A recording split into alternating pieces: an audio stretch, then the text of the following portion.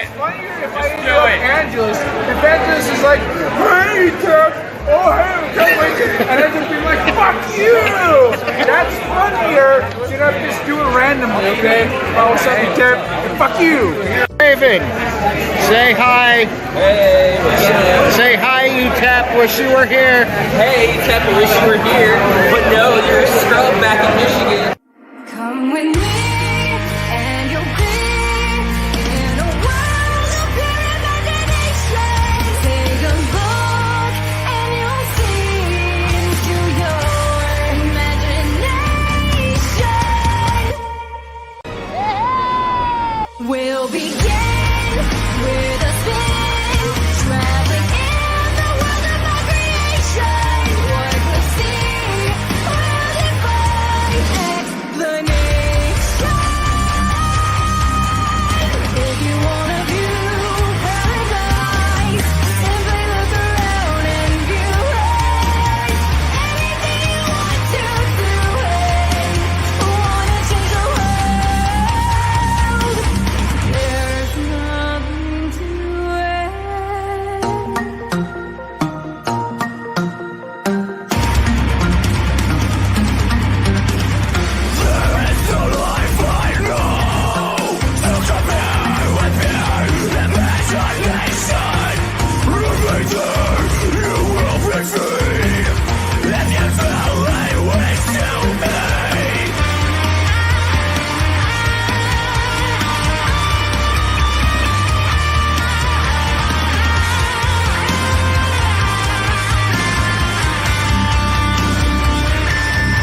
We'll begin with a spin, traveling in the world of our creation. What we'll see will defy explanation. If you wanna view paradise, simply look around and view it. Anything you want to do it. Wanna change the world?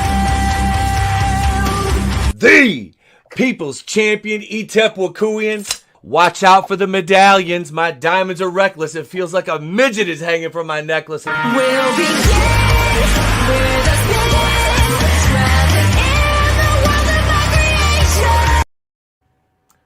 You know what time it is. It's Wednesday night. It is I, it is he, it is me, P-double-D, E-Tep Wakuian, and the place to be reviews. Right back here with all the yous, even the Orthodox Jews. L'chaim, Mazel Tov. I hope you all had a great holiday. We are back, better than ever, in full effect. The People's Champion in the house with you with a great panel, a great fucking show planned this evening. Let me acknowledge this wonderful chat first and foremost. Here we go. In order of appearance, we have Keely Chow, Mexican Iron Man, Nano Reaper, Angelus Draven, one of our panelists popped in, Glenn Schrader, Brightest Day, Schroeder. Nano again, Parrot Head, Schroeder, damn it, did I say Schrader again? Fucking Schrader, god damn. Kramer! I can't even blame the intoxicants yet because they haven't kicked in. But let me introduce to you, ladies and gents, our panel. We got we got three, a trifecta, a triad, a menage a trois, if you will, of Florida stories for Holy Shit News. We're going to talk Marvel. We've got so much in store for you. We're going to talk, and R.I.P. John Madden. Although your games have been called a digital plantation, as soon as the show is over, I will be going out and playing Madden tonight because that is one of my favorite video games of all time. Next to WWF No Mercy. But R.I.P. John Madden and Dr. Andrew McGregor from, was it Texas College or some little university in Texas who wanted to denigrate John Madden before his body was even cold. Sir, I say to you, go fuck yourself, bud. But let me introduce my co-host with the most. And it came around according to Brett Favre, and it threw the turducken, and it's got 8 legs. Let me introduce you and go over to XY, my co-host with the most. Ace of the place for me, Mr. Tony ToneDef. Ladies and gentlemen, it is the world's wokest warrior, primitive-sided, toxic fanboy aligned with the like-minded. ToneDef rocking with you. We're going in Rogue, the place to be reviews. What's up, everybody on the panel? Everyone in the chat. I see Mexican Iron Man is here, so... Bro, the day after Spider-Man No Way Home, I was on ETAP's channel saying, Jamie Foxx, he may dream of a black Spider-Man, but I dream of a Mexican Iron Man. So it's good to see you in the chat. And yeah, glad to be back. Last show of the year. Yes, sir. It is our last. Maybe. We might sneak one more in, but the last Wednesday night going Rogue of the Year. Thank you, Tony. You are coming up on 2 years here at the channel. 2 years, yeah. It's your anniversary is actually will be the first Monday night show of the year. It goes quick, bro. Do I need to put a ring on it yet? I mean, is that where we're at with this relationship?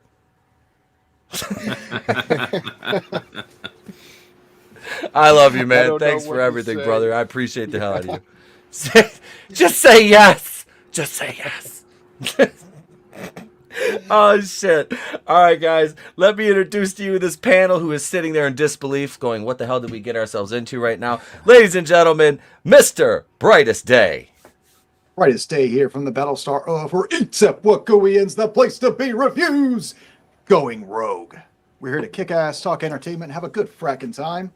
So say we all, brothers. Thank you for being here, Zach. I appreciate you, bro. And next up, he is the vampire that don't sparkle. Ladies and gentlemen, Angelus Draven. Hey guys, it's always a pleasure to be here. Looking forward to talking whatever topics I got in store for us, and yeah, should be an awesome time as normal. So, and if you don't think Excellent. Draven, if you don't think he doesn't sparkle, you haven't seen his Twitch streams. oh yeah, I'm the Twitch thought vampire. Just he's like Vince Vaughn in Get Shorty. Just twinkle, twinkle, baby. Twinkle, twinkle. Yeah, and last but not least, ladies and gentlemen, we had to step into the Matrix to pull this one out, but he hasn't been here in a minute. Give it up for my boy Tim from Tim's Talk. Excuse me. You're muted, brother. You're muted, Tim. Or was I? No, What if I told you we've been here 3 or 4 times before? If you're ready for tonight, we're going to take the real red pill and get right into it. Thanks for having me back, ETEP. And nice to meet everyone. Let's go right into it. Oh, shit. Well, thanks for coming on, bro. Appreciate it, man. Appreciate it. It was your mind that was muted, Etep. Yeah. Well, look, it usually is. I put it on silent way too much. And using the wrong. Never mind. There's another. That's a long story. That is a story for another day. That's when we start the Patreon. That'll be one for the Patreon stream right there. We could I could have a segment and never run out of material called "Thinking with the Wrong Head." It's sounds appropriately toxic. There's gonna be a Patreon segment called "Thinking with the Wrong Head" with Itepo in it. But right now we're not gonna do that. No, my friends. What we're gonna do is holy shit news. Holy shit! Are you thinking what I'm thinking? I don't know. Were you thinking, holy shit, a swordfish almost went through my head? Holy shit! Holy shit! And all the assholes want us to shit all over everything. Holy shit!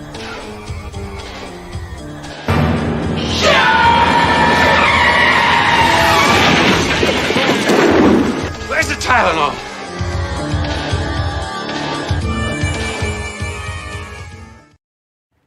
So this story was sent into us by a good friend of the channel, Commander Cody from Pursuing Paranormal.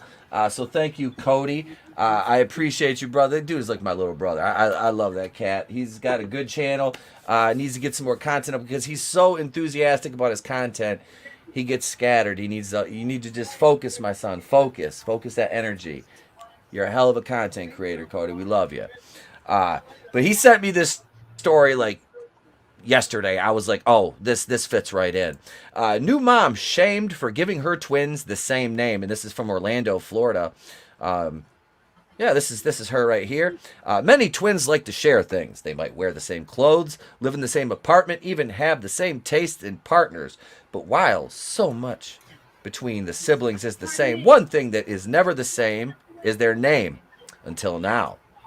A mom chose to give her newborn twins essentially the same name. She is calling both of her boys Sean. And while it's pronounced the same way, one is spelled S-E-A-N, the other S-E-E-N. What As the if fuck? that wasn't strange enough, the woman's last name, their last name is also Sean. Okay, so this, Wow. can I file this under shit that white people do?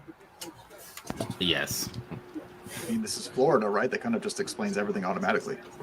I mean, look, we've got Durand, and now Sean, and Scene Sean, and then Mama Sean. And you got Mario, and Luigi Mario. It's a Mario. Oh my God. Yeah, this is interesting. So the story came up on Reddit when one of her coworkers was asked if she was a jerk for telling the new mom that her choice in names was, quote, idiotic. She explained that the woman returned to work after giving birth to the twin boys, following a long battle with infertility. When the mother stated she was naming them Sean, the coworker asked what she planned to call the other one. That's when she learned the odd naming decision. Her response came without thinking when she uttered, "That's the most idiotic thing I've ever heard, and it's going to be so confusing." Following her comment, she got texts from fellow employees telling her it wasn't her place to give an opinion like that on another person's name choice. However, the people of Reddit strongly disagreed. One twin said, "Matching names is probably the cruelest thing you could do to a person. It's not just confusing, it would keep the twins from developing identities outside of their twinness," another person stated. "It's going to be massive problems for these kids once they're adults. Imagine credit reporting, financial problems, if one of them breaks the law. Just a nightmare," someone else wrote. "I feel sorry for the teachers, friends, future spouses, creditors, and law enforcement," one Redditor said. "Not the hero she asked for, but the hero she needed." I can see this like, okay, so the one that's named, that's Sean, is S-E-E-N, Scene. That one's probably going to be the serial killer. I have a feeling one of them's going to change their name when they get old enough to be able to do so. Oh, yeah. Look, But then the damage will already be done, though. Sadly. I actually think it's a brilliant idea as far as criminal justice goes. You have plausible deniability in every single circumstance. Look up what Shannon Sasami named her oldest. I like what Godzillionaire said. "How will the people at the trailer park tell these kids apart?" As soon as one of them knocks a tooth out, they'll be good.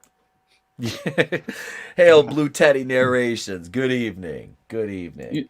You know, one's gonna be like emo. At least the other one can be emo. God, I'm not goth. I'm emo. Leave me alone. Would it have been better or worse if they spelled the S-E-E-N S-H-A-W-N, so you just had actual Sean? Yeah. I don't... Axton and Braxton, Kaylee and Bailey, Trexler and Brexler. I've heard worse things. I've heard, like, wasn't there a few weeks ago where, like, people, like, heard that person's name was Destiny, and I couldn't figure out if it was a guy or a girl until, like, halfway through the article? There's worse things to name your kids. It's true, like Aaron now. Like, my brother's named Aaron, but now there's, like, more so girl Aarons, and there's different ways to spell it. I'm like, just pick one way. Yep. Do you know how many ways there are to spell Zach? I just stopped correcting people after a while. It's like, people are going to spell it how they spell it, but at least my name's not Zach. Granted, I have 3 first names, but... So, Shannon Sossaman named her oldest child Audio Science. Audio Science, ladies and gentlemen. I would have gone with barbecue, because then you'd have barbecue Sossaman. It's like a moon. It's like freaking, what is it? Frank Zappa with like Moonbeam and fucking. It's Dweezil, Ahmet, and Moon Unit. Yeah, it's like, what the hell? And then there's like there's like Doug. I don't know. It's you got like one with like a normal name. You got like all these weird names. And you got like Doug. I don't know. But yeah. So this is definitely a Florida story. So these kids' name are Sean. She's Mrs. Sean. I Florida. don't know. As long as she keeps her mouth shut, she can look like that all day long, and I'd be okay with it. I want to know what she's named the other twins. I wanna know what her teeth look like before I judge. Because we had this discussion a couple weeks ago. It's like I see all these like females and they're smiling, and their mouths are shut. I'm like, let's see some teeth. Let's see which, especially in these kind of stories, because let's face it, we're not dealing with the creme de la creme of society here. So it's like she could be like trailer park cute, like. It's like then she opens her mouth and she's got summer teeth. Some are there and some aren't. So you never know. Like teeth where you can kick a field goal through, even Ray Finkel, right? Yes. That's what you're getting at. Got Michael Strahan front end, We're not dealing with the creme de la creme. We're dealing with the curdled milk of society, as it were. Yeah, that's. But didn't Strahan get his teeth fixed though? Finally, he did. I don't know. I thought. Then Stacey Abrams. Oh God, Stacey Abrams. Hail Maria with T and Telly. How are you, girl? Hey. Welcome, Maria. I'm roboting. Okay. Are you I know. Yeah, a little bit. I thought it was my me. connection. No, I'll go off camera. It's usually like if I go off camera, it stops. I don't know, so I'll do that. But here we go. Am I bad now? No, you're good. Okay. Strahan did get his teeth fixed back in March, apparently. See, he couldn't deal with it anymore. He's like, I'm done with this. Finger guns. Bandit catches a big break. Felony charge dropped against man in Waffle House incident. December 28th, prosecutors have dropped a felony charge against the Florida man who allegedly walked into a Waffle House with his dog, brandishing only finger guns, announced a robbery that netted him a handful of napkins, according to court reports. Dude, this reminds me of ASDF, where like the guy shows up and he's like, "You're getting mugged," and he like points at things, and he's like, the guy like puts his hands up, and he's like, "Oh my god, how does this even work?" Oh, he brandishes a fake gun, you hand him a fake wallet. Call it a day. Yep. You know what? I'm done at that point. If you're brandishing finger guns, who's to say I'm not going to shoot back? Edward Rodriguez was arrested in mid-October following a bizarre incident at a Waffle House near his home in Madison, a city 55 miles east of Tallahassee. Cops say that Rodriguez walked into the restaurant around 8 p.m. and said, "Get on the ground, y'all are getting robbed." He then added, "I'm high and drunk, I need napkins." At least he clarified. That's pretty polite as robberies go. Yeah. He's telling you his motivation. I'm high and drunk. He's giving you clearly his needs and wants. I need napkins. He's not asking for money, jewelry, credit cards, napkins. It diffuses the situation too. He's like, "Oh, he's high and drunk. Okay, I can chill a little bit." Yeah, he's as long as he's not like drinking scotch and like high on cocaine, we're all right. Like if it's like some weed and like whiskey, he'll be all right. He'll be good. Now I want to see him walk in his suit with a glass of scotch in his hand and point the finger and say, "You're getting robbed." I feel like that's a setup for a good comedy movie. Like, I was gonna say, I'll be like, "No, it's okay. I'm not that drunk. All right, just a little buzzed." Yeah. This is honestly only my second one. We're good. These Blue Teddy narrations. Why didn't they just give the poor guy some napkins? Customer service has really gone downhill at the Waffle House. Glenn Schroeder says, having been shot in the mouth as a kid, having many dental problems for years, as long as there are no black ones and getting fixed, it's just an appendage. Lots of fixes for that shit nowadays. Oh, talking about teeth. Yeah. Oh, yeah, absolutely. Let's see. The Waffle House manager told police that Rodriguez, who was accompanied by a small dog, did not brandish a weapon, just raised both his hands and had the fingers in the shape of a gun, according to an arrest report. A distraught waitress, whose hand shook when interviewed by deputies, said the would-be robber was pointing his fingers in the shape of a gun. I bet you she had half her head shaved and it was dyed purple. After Rodriguez, pictured above, was given some napkins because she was literally shaking, he drove away from the Waffle House. Police subsequently identified Rodriguez as a suspect and questioned him at his residence.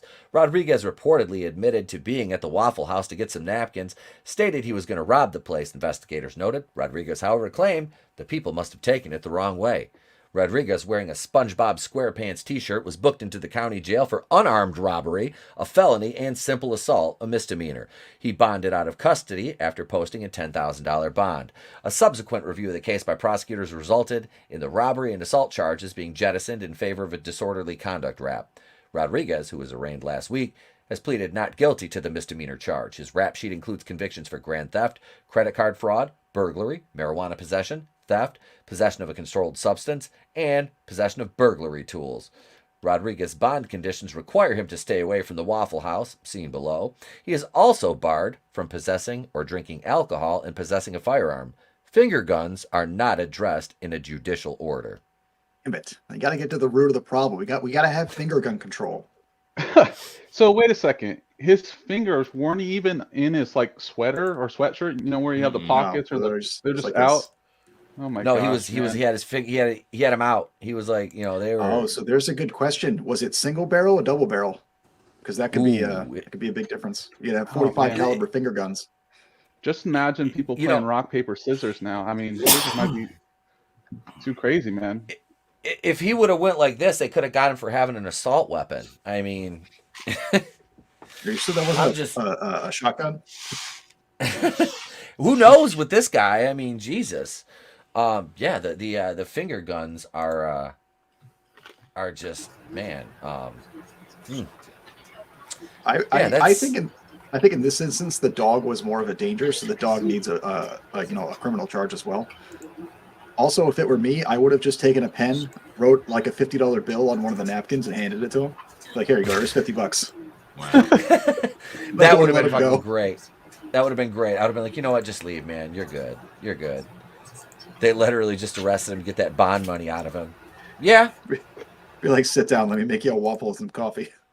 Yep. Hang on, buddy. Here. You know what? We're just gonna give you a meal. I'm gonna share something here.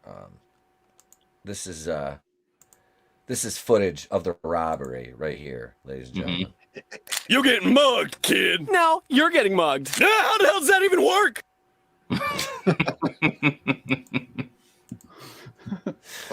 See, that's you can't play with the finger guns, man. They're weapons of mass destruction. Exactly. They predicted the future. Who is that? In some cases, they're weapons of ass destruction. If she's into that, they all are. Just takes a little bit. See, he couldn't even be creative and get like a prop like this is more believable, like the finger guns. I mean, that's just a piece of plastic, but like, come on. And this is Florida too. You could go get like a stick that looks more like a gun than your fingers do. I mean, it's Florida. He could have bought like a M60 over the counter, couldn't he? Yeah, let's be fair. Like, how many? I was just gonna say, how many guns are like albino looking? Let's be honest. A little darker, right? Like, what? Yeah. Unless it's like a custom pearl. Yeah, not too many. Not too many. Black guns matter. Black gun lives matter. No, nobody. I don't want to see any more of this discrimination against black weapons. I'm so tired of this. BWM, black weapons matter. That's what's funny is my brother-in-law has the Black Guns Matter shirt, and the guy that started Black Guns Matter is super black, and people still get pissed at him for wearing that shirt. Jesus. Like if you know anything about this, you know it was okay. Linzer, did he cross state lines with that finger? Is that finger unregistered? It'd have been hilarious if all the Waffle House employees drew their finger guns and they had a standoff. It would have been like that episode of The Office. Yeah. I'm not going down for this. You lower your weapons. 3, 2. You lower yours first. You know, the funny thing is they have surveillance of this. They have to. Like, there's cameras everywhere, like in these fast food joints. I would love to see the footage. Hopefully it leaks out. Oh, Chad, you're on fire. I don't know about fast food places, but I know some retailers, they don't even have tapes in the thing. Like, they don't even record this stuff. Like, We'll know when TMZ gets a hold of it. Yep. Which they will. We all know TMZ will. Let's go to our third story to top off our Florida trifecta this evening. Ladies and gentlemen, not the stupid ad. Christmas tree dispute ends with man's arrest for domestic battery, cops say. A domestic argument over whether to purchase a Christmas tree turned violent, resulting in the arrest of a Florida man for allegedly battering his girlfriend, according to a police report. Hell yeah. Right? Now, having, I've been with my wife for 12 years. The first year my son was alive, I think we did have an argument over the Christmas tree, and that was basically because I couldn't get the thing in the stand straight, and she couldn't help me, and I was pissed about it. But it just was like, hey, can you help me? No, God damn it, and that was about it. That was the extent of it. Got to do better. Got to do better. Apparently, that's a problem that we run into. I got to do better with the domestic battery charges. Apparently, unacceptable levels of tolerance, and it's not good in today's market. So this being for that, Florida, I assume this was a secondhand Christmas tree, and she probably thought they were going to pay too much for a secondhand Christmas tree in Florida, and that can get pretty heated. I don't know that I would, drop the battery for this. I'd probably just bury your body in the backyard, but right. To Christmas tree or not to Christmas tree is the question. Yes. That is the question. Oh shit! What's up, Phoenix? Hail, brother. Hail. Hail, CG Metalsmith Phoenix Animation. I'll be joining them over on Black Rose Comics tomorrow night at 10 p.m. Eastern till 11. Come over and help Black Rose get over 1,000 subscribers. Go get them out. Let's go. So here we go. Cops allege that Levi Metcalf, 31, intentionally elbowed the Okay, so this guy's 31 years old. Y'all ready for this? That's 31. Looks like he's in his late 40s. Dude, I'm 41, and just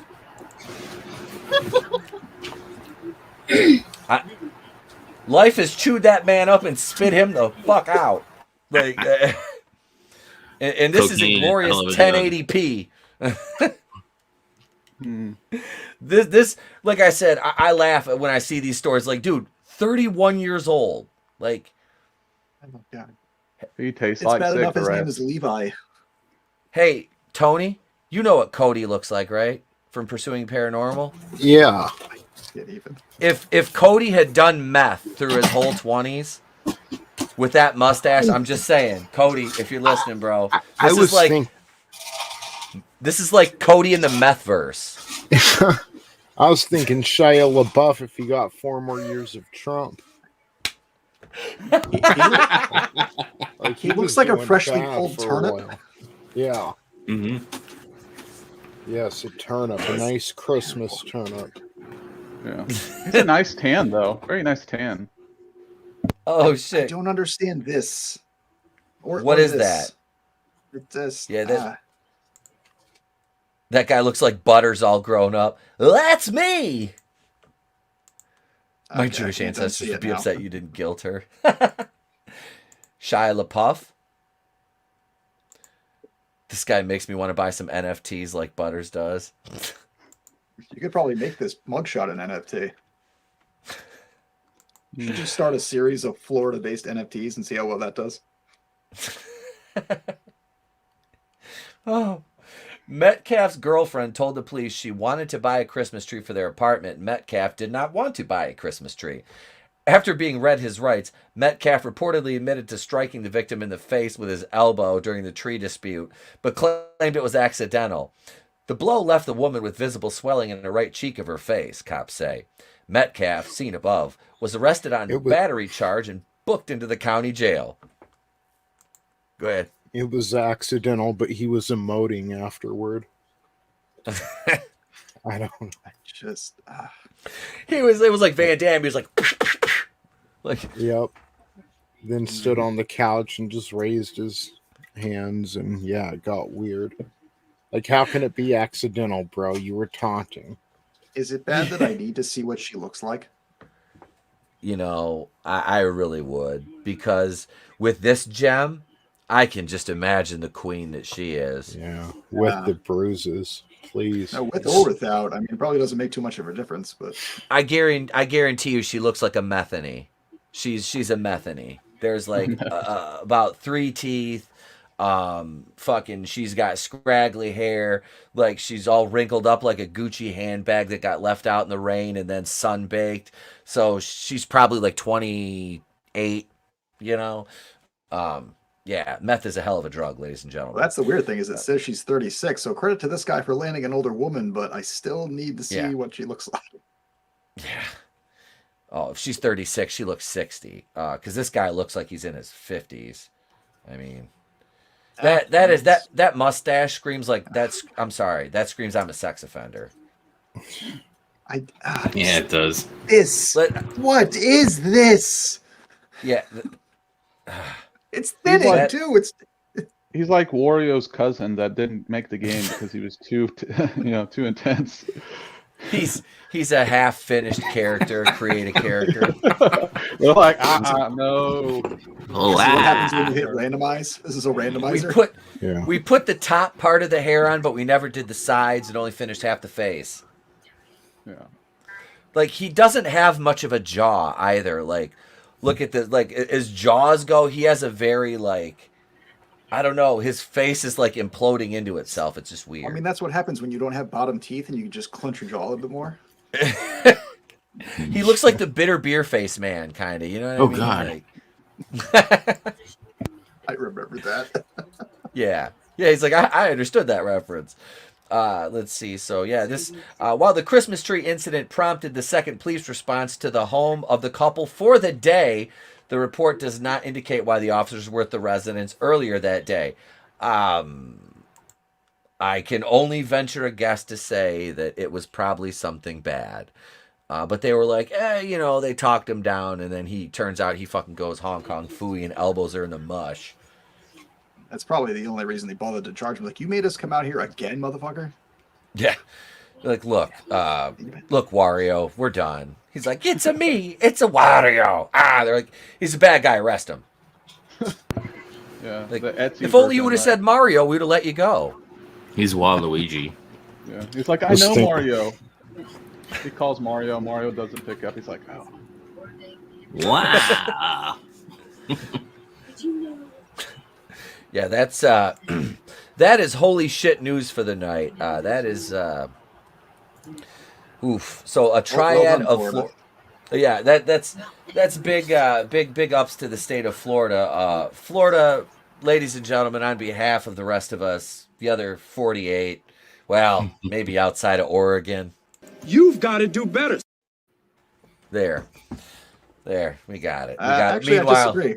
I say never change, because otherwise we will not get shit like this every week. Mm-hmm. Right? That's, that's because, like, meanwhile, everybody else in Florida's like, joke's on you, I'm into that shit. They're like, no, we ain't changing, fam. We ain't going nowhere.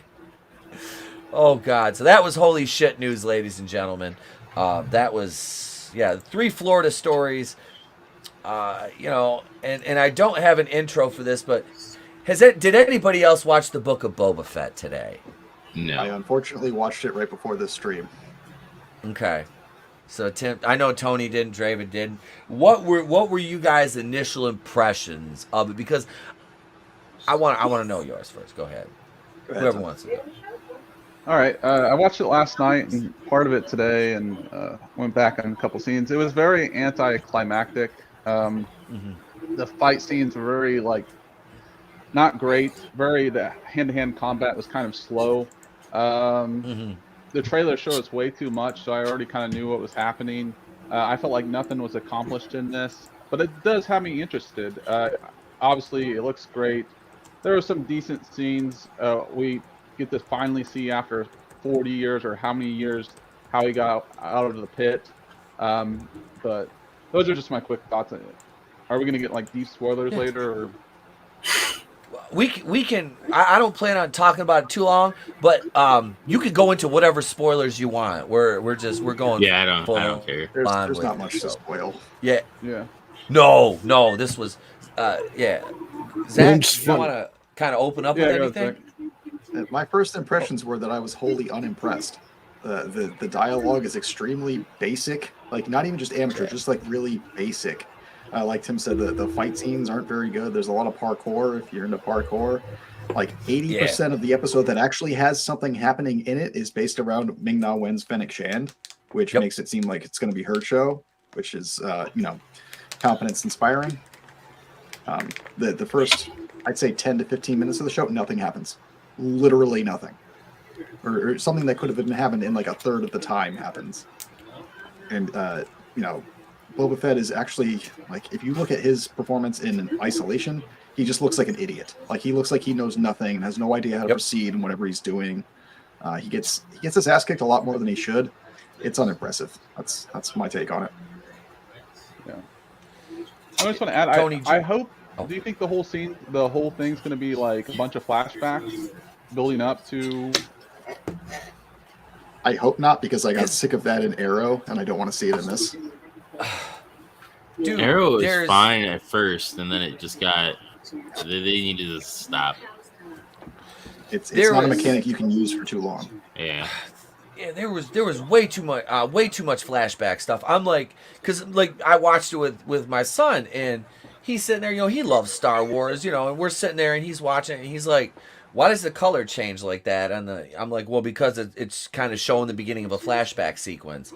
And he's like, there's a lot of those. I'm like, yeah.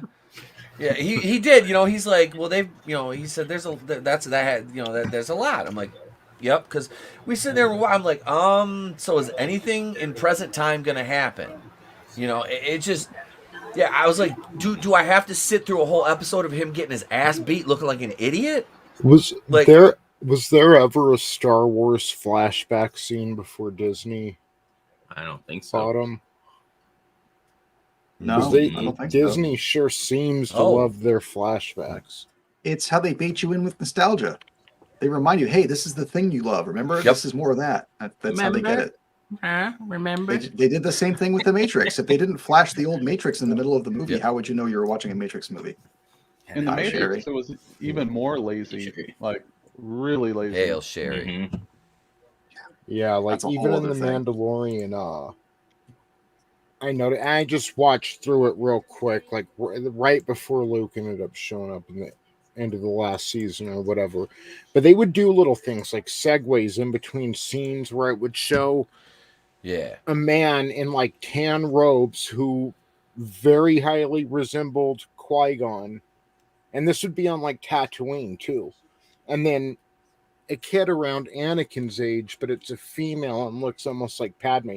Just little things like that for your subconscious to nostalgia bait you, like you were saying, Zach. Like they do all kinds of little shit like that, and it's cheap. Mm-hmm. Like I see through it. Like I didn't like The Mandalorian, and you guys mentioned unimpressive and anticlimactic and slow, and that sounds exactly what a Disney Boba Fett show would be. I mean, it's 37 minutes, and at least the first third of it, nothing happens. So it should be rated R, and him just going in guns blazing, messing shit up. Yeah. Okay, so that's the other thing too. There's no blood. There's no blood and no guns. He wants to be all nice and shit. He's like, oh, they'll just respect me. The coolest thing, and I know it was nostalgia bait, but I liked it because it's something I haven't ever really gotten, was seeing the Gamorrean guards in action. Mm-hmm. With that fight scene in the street, they were the coolest part of it. I'm like, fucking all right, fine. We get to see what these pigs, the pig men, can do. It's just made me think of Seinfeld. It's like it's a pig man. But no, I was like, I thought that was kind of cool. Yeah, the fight scenes were very underwhelming. I don't care if Ming-Na Wen is 59 years old. I am in love with her. I am in love with her. Like I have been since Agents of S.H.I.E.L.D., which I've only seen 7 episodes of, but I'm like, I like you. I like you. But no, I liked her character in The Mandalorian, which The Mandalorian is like getting a subpar hamburger after you've eaten the worst hamburger you've ever eaten. It is. And this is going to be much the same, yeah, because this is like the basic bitch of Star Wars. It is. There was a few little cool things I thought. Jennifer Beals as a Twi'lek. I'm like, Jesus Christ, as if I don't have enough unhealthy fetishes as it is. Now I get the chick from now I get the chick from Flashdance as a fucking Twi'lek. I'm like, God damn it. Now I'm picturing her and Ayala Sakura. Never mind. That's another story. But no. It's I don't know. I don't have high expectations for this in any way. So they walk into her establishment, right? And they go introduce themselves to her. The first thing that happens is he introduces Fennec Shan. This is Master Assassin Fennec Shan, blah, blah, blah, blah, blah. Yep. I'm Boba Fett. That sets up the whole tone for the entire way I think they're going to treat the series. It's going to be the Fennec Shan show. Yep. Yeah. Because she can actually do her stunts and he can't. Mm-hmm. That's true. Yeah, because I feel like she looks more athletic, more mobile than he's 60 years old too, the actor. And like I was talking to my dad, he was like, even that the action looks slow, and he was like, he looks old. I was like, yeah, the dude's like 60. But yeah. The big draw from The Mandalorian was obviously Baby Yoda Grogu. Even the chicks knew, like even my sister, and like talking with all her like hospital nurse people, they all love Baby Yoda. This doesn't have that kind of like, that's also a nostalgic feel, is Yoda and Jedi powers. Who are they going to bring in that's going to make it like a universal thing? Sure, Boba Fett's cool, but they're changing his character more so like Mando. Because Boba Fett's supposed to be like mysterious, right, and more stoic, and they're making Fennec Shan more like how Boba Fett should be, I guess. Yep. All right, because I think Ryan Kindle made the point that they're trying to turn Boba Fett into Talon Card from the EU, since they're decanonized the EU. I think it would have just been better to just give us a Talon Card from the start, rather than try to fundamentally change an existing character to fit this mold. You're gonna have to tell me who that is, because I'm not an EU. I mean, neither am I, but he basically takes over like a large portion of the underworld trade after the fall of Jabba. Okay. So he becomes a big player among all the smugglers. All right. Well, you guys have heard the rumors about Han Solo, Harrison Ford potentially appearing in this, right? Nope. No? Yeah, because that's the rumor. So Tony, it's funny, bro. It is. Why? It's like, so you're gonna trot out 80-year-old Harrison Where's Vinny Ford, when you need him? right? just kill me, god damn it. But seriously, I want my family. I want my family back. That would be. And I guess rumor is, because I was listening, I believe it was Midnight's Edge earlier, and they were talking about there's a bot in the chat. You got him, Tony? Yeah. They got the Russian name. You think you'll sneak in, comrade? This is my chat. You're no not welcome. Cyrillic here. This can be our chat, but not your chat. But no, Amelia Clark, another one that they're rumored to be like the mayor character, and she's gonna be evil. Is it gonna be the same character she was in Rogue One? Or no, was no, that, Amelia Clark, Soylo. Soylo. Soylo, a Soy War story. Yeah, so it's gonna be the same character as that. Probably. Yeah. God damn. Yeah. So we're gonna get Darth Maul in this too, because I fucking hope not. I hope not. I like Darth Maul, but he's look, at the end of I don't need Darth Maul shoehorned into anything else. Well, he apparently was like the leader of the underworld, like there for a while, or some shit.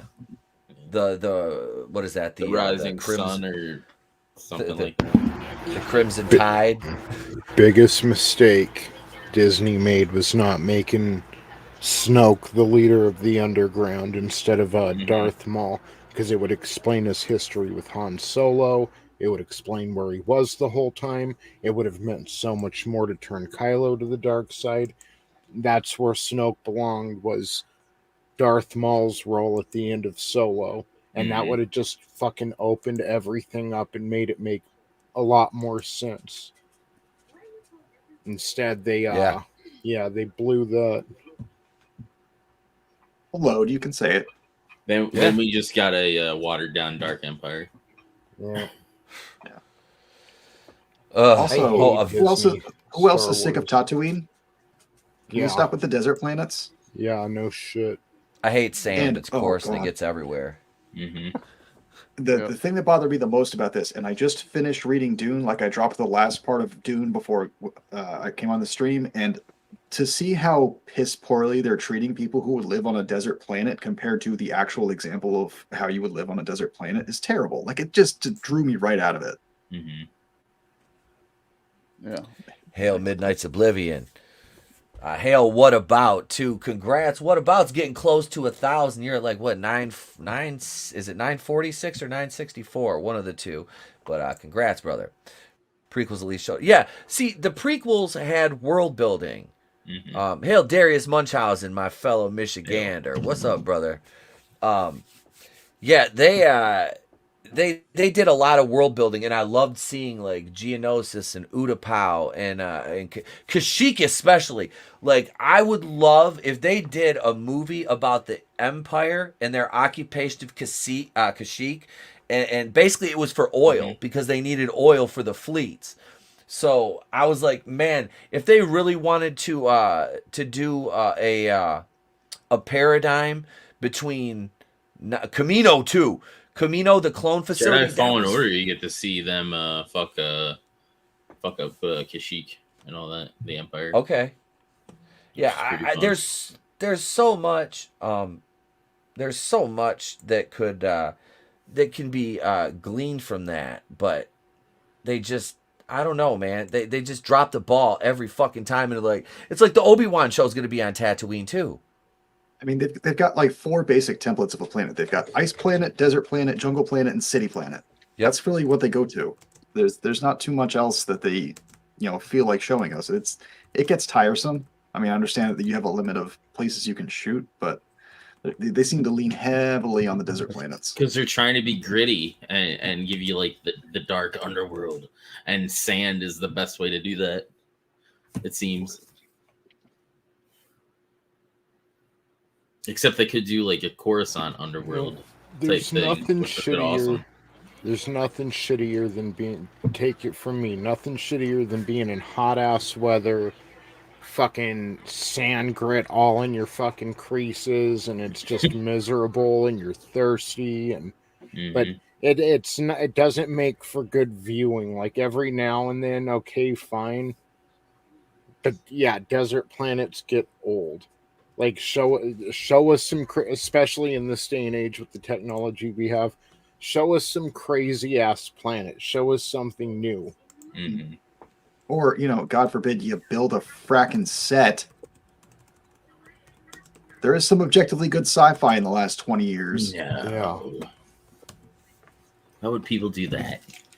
I don't know, man. It just seems like a lost art. I mean, I understand. So when they did The Mandalorian, they trotted out this whole big, Unreal Engine studio thing, which is a very impressive piece of technology, and I love what they did with it. I think they just didn't go far enough.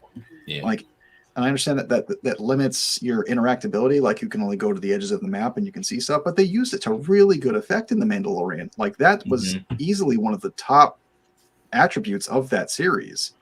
Yeah, the other two would have been Gina Carano's left and right, but we're not going to go there. Goddamn. But yeah, I think the only other like unique planet from that would have been like the fishing planet, which was all water. Again, it's a monotone, it's a mono ecosystem. There's probably the one with the Bill Burr planet, whatever that one was. Yeah, it was like a big forest planet, right? Yeah, something like that. One thing about sci-fi, and I get it, you can't get too intricate, but it's like, it really makes Earth seem exciting that we have all these elements here, because in sci-fi, there's an ice planet, there's a fucking volcano planet, and it's like, it can't be, okay, well, over here we have a nice island, maybe up north it's colder. Yeah, like Mongolia. Mongolia, as a country on planet Earth, has some of the most diverse landscapes you'll ever see. If you go watch the Grand Tour episode where they go across Mongolia, you could just take still shots of that alone. Like, this is what we need for our show. Goddamn Mongolia! Hell yeah. Yeah, it's Goddamn Mongolians, tear me down my shitty wall. Yeah, that's why Rogue One was a bit refreshing, was the battle on the jungle planet on Scarif. That was like... Scarif, yep. It was, it looked different than when they were in Return of the Jedi. They were on more of the Ewok, whatever the fuck. Endor? Endor. Yeah, Endor. Yeah. Yeah, because you had forest, and then you went out to like a coastline where they did a lot of the fighting, which was great. Yeah. Yeah. Now, do you think for like Obi-Wan and Ahsoka, do you think they're going to go away from the sand? Or do you think they're going to keep it in the sand? Maybe play in the sandbox, or are they not? Obi-Wan is going to be sand. Yeah, he's on Tatooine that whole show, isn't he? I heard he might leave I think Tatooine. He is. Which goes against everything. Yeah, if he leaves Tatooine, if it don't make no sense though. For like a short mission, he takes off and comes back. I don't know. It's gonna be either way. It's gonna be underwhelming. Yeah, it's like a 6-foot Wookiee on a planet with a bunch of Ewoks. With a 3-foot tall Ewok. It does not make sense. Oh no! Did he use the Chewbacca defense? Yes. I would like to see Ahsoka, if they do anything clever with it, be on ships, like her raiding ships and going from different, starship to starship, or that has the opportunity, since she's supposedly going after Grand Admiral Thrawn, who jets around from planet to planet on his Star Destroyer, to give us a variety of places, kind of like Mando did. Yeah, I wonder what the budget would be like for something like that, going to like different locations. Maybe that's why they're kind of keeping it like the same. But they're using that newer technology they use for Mandalorian, so you can essentially do that anywhere. So. And I think that's what they'll do. When they shoot their practicals, I think a lot of the reason why they're shooting in sand is because they're shooting on that Air Force base they bought, that old decommissioned Air Force base. Remember they had like. They have like dorms there for all the actors to stay in for like the COOF restrictions and everything. Yeah. I think a lot of it is because that's the location they have, and that's the atmosphere and the environment that's there. So that's what they're like. Well, we can do this, because they're only doing Boba Fett's like what 6-7 episodes. Like it's a short run. Really? I think so. I don't think. Why bother? 8 episodes, or I don't know. I know it's short, like you're saying. It's something like that. Yeah. I think we've proven that they can't tell a story in 8 episodes. Especially when you waste a third of your first one not doing anything. Yeah. They let's see. This is all about, they can't drop a 2-hour movie. They don't get as much longevity out of that. They need to keep you hooked and subscribing every month, so these drag these fucking 2-hour stories out to 6 hours. And it most of these shows, I don't know if Disney Plus has really had a hit yet as far as original television shows. That's from what I've noticed. They act like WandaVision is like their like crown jewel. Yep. They do, because it got like an Emmy or something, which they're meaningless anyway. There's 7 episodes in this series. 7. Oh, I don't see how they tell any story in the remaining 6 episodes that means anything. They can't complete any arcs in that amount of time. Not with the. It's going to be where they set up things that happen in other shows. They're just going to tie into other shows. That's their business model now. It's like, okay, we've got this new thing coming up. We need something that ties into this, and maybe a plot line in the thing that we're showing you. That's not a good way to do business at all. This is why I don't watch any of these shows anymore. Yes, Godzillionaire, to answer your question, that's where they shot this and I think they're shooting season 3 of Mando there as well. For that one, but well, it's a good thing Biden pulled everyone out of there.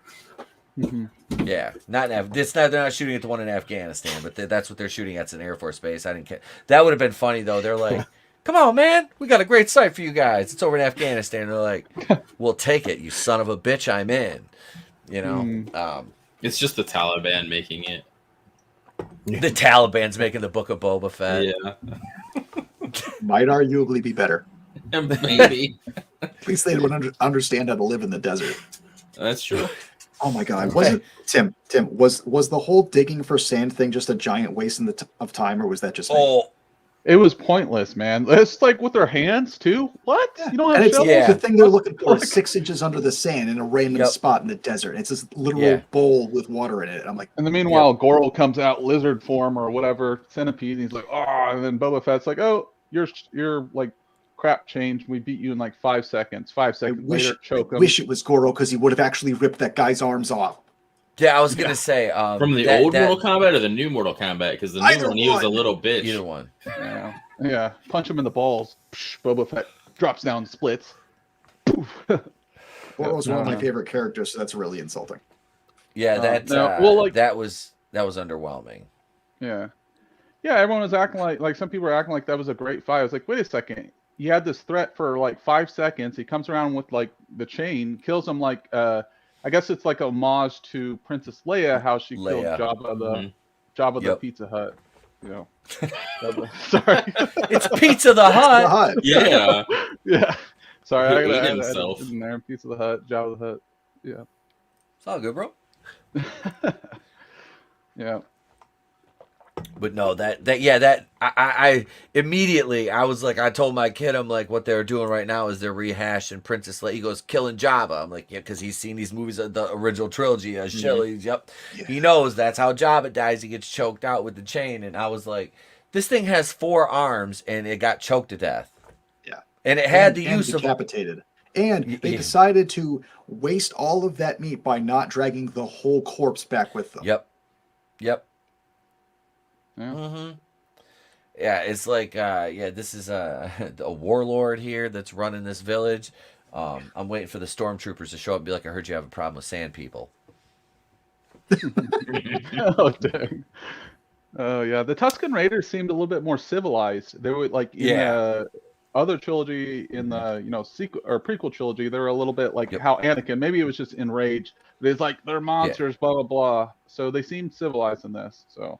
Well, they do have a hierarchy and an order to their society, but yeah, like you can tell, like they've said little one-off things about it, but it's just like that's one thing. It's kind of cool to see expanded on with the Tusken Raiders. I do dig that, but the shit didn't it didn't make sense. But a lot of it, like you said, like digging for those little. Like whatever they were, water stones. It's like, water stones. Like what the fuck? Like I don't know. It just is this Avatar now? Yeah, it's a lot Disney. Of it it's Disney. A lot of it seemed forced. Go ahead, Tom. Yeah, I was just gonna say they're gonna treat the Tusken Raiders like the indigenous people of the planet, and eventually we're gonna get a storyline about how they were displaced by all the different races that are on Tatooine. And again, though, Dune did this so much better. That's the archetype that you want to go for. Yep. In the Kenobi book, they like talk about how the Tusken Raiders are like they're basically like natives, basically, and they don't like the fact that settlers came in and fucking were stealing their water, basically, and all that. So stuff. give them some land and a bottle of fire water. I want to bring up like the Twi'leks, right? They have evolution, like how we were saying how the Raiders did. They were slaves to Jabba, but now they're actually like respected. They're not just hooker people, or when you go back to Jabba's hut, or Boba Fett goes there. He used to have all these not Tusken Raiders, the Twi'leks hanging around, like the girls with the chains. So it's a very different place. Yep. Yeah. That's fair. Those tendrils, though. Stop it. Oh yeah. Yeah, they're very nice. They're in Fifth Element too. Mm-hmm. But I think they're called something different. Yeah, God, what was her name? I can't fucking remember. Yeah, the singer. I can't remember this. Oh, Yep. Ula? Was it Ula? Yeah, Are you she was talking? she was called something else. She had a title. Oh, I can't remember her name. The title anyway. The diva, just the diva. Okay. Oh, in Fifth Element. Yes. Yeah. Okay. I love that Dude, movie, by the way. That is such an underrated fucking classic. Like, I honestly like movie. the Valorant too, but that's just me. I think. See, I could watch the Fifth Element like on loop, like that. I do. I love that damn movie. It is. What's his name? That plays in Rush Hour. Give us the character. The dude with the fucked up hair, the bad guy. Gary Oldman. Gary Oldman. Thank you. I don't know why I blanked on that. I was gonna say he's genius. Mm-hmm. Gary Oldman is such a fucking genius character actor. Like, he's a legend. Yeah. Yep. Oh god. Bram Stoker's Dracula. Mm-hmm. Yep. Oh yeah. That is. Yeah. That's great. So The Professional. Oh shit! The Professional with I don't think I've seen that. That's the one with the French cat that was the assassin. I can't think of his name. Oh yeah, then I have seen that one with Natalie Portman. Yeah. Natalie Portman was she was I've a little seen that. girl. Yep. I forgot he was in that. Jean Reno is who you're thinking of. Jean Reno, thank you. Yeah, he's good. That dude, like, I don't know, like I like watching him. That guy always like puts on, like, he's a good performer. One of them cats, you know what I mean? It's like it's for me like it's like a person like watching like Christoph Waltz. No matter what he's in, you know this guy is gonna just like chew the scenery no matter where he's at. Like Christoph Waltz is a genius actor, and people like Gary Oldman is in. I put him in that same category because Gary Oldman is fucking phenomenal. Just one of those guys, you know. But yeah, I think we've talked enough Boba Fett, which I got to make an intro for this segment while the show runs. So next week we'll have a Book of Boba Fett intro segment. And it's going to be a short-lived segment. It will be, and it'll be worth it because we'll eventually turn it into something else. We'll repurpose it, but now it's. Wait, let me check. Let me double and triple check here because I don't want to get ahead of myself. But yeah, kids, buckle up. It's Marvel time.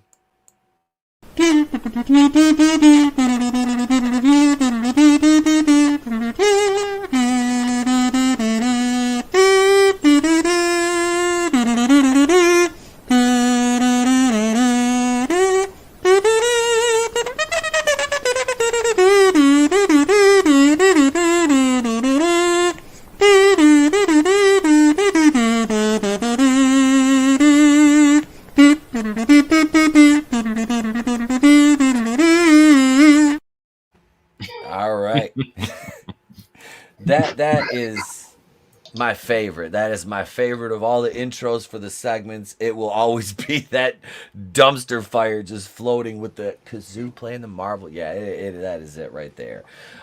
So Hawkeye's kill count broke Marvel's bloodiest record. Tim, did you watch Hawkeye?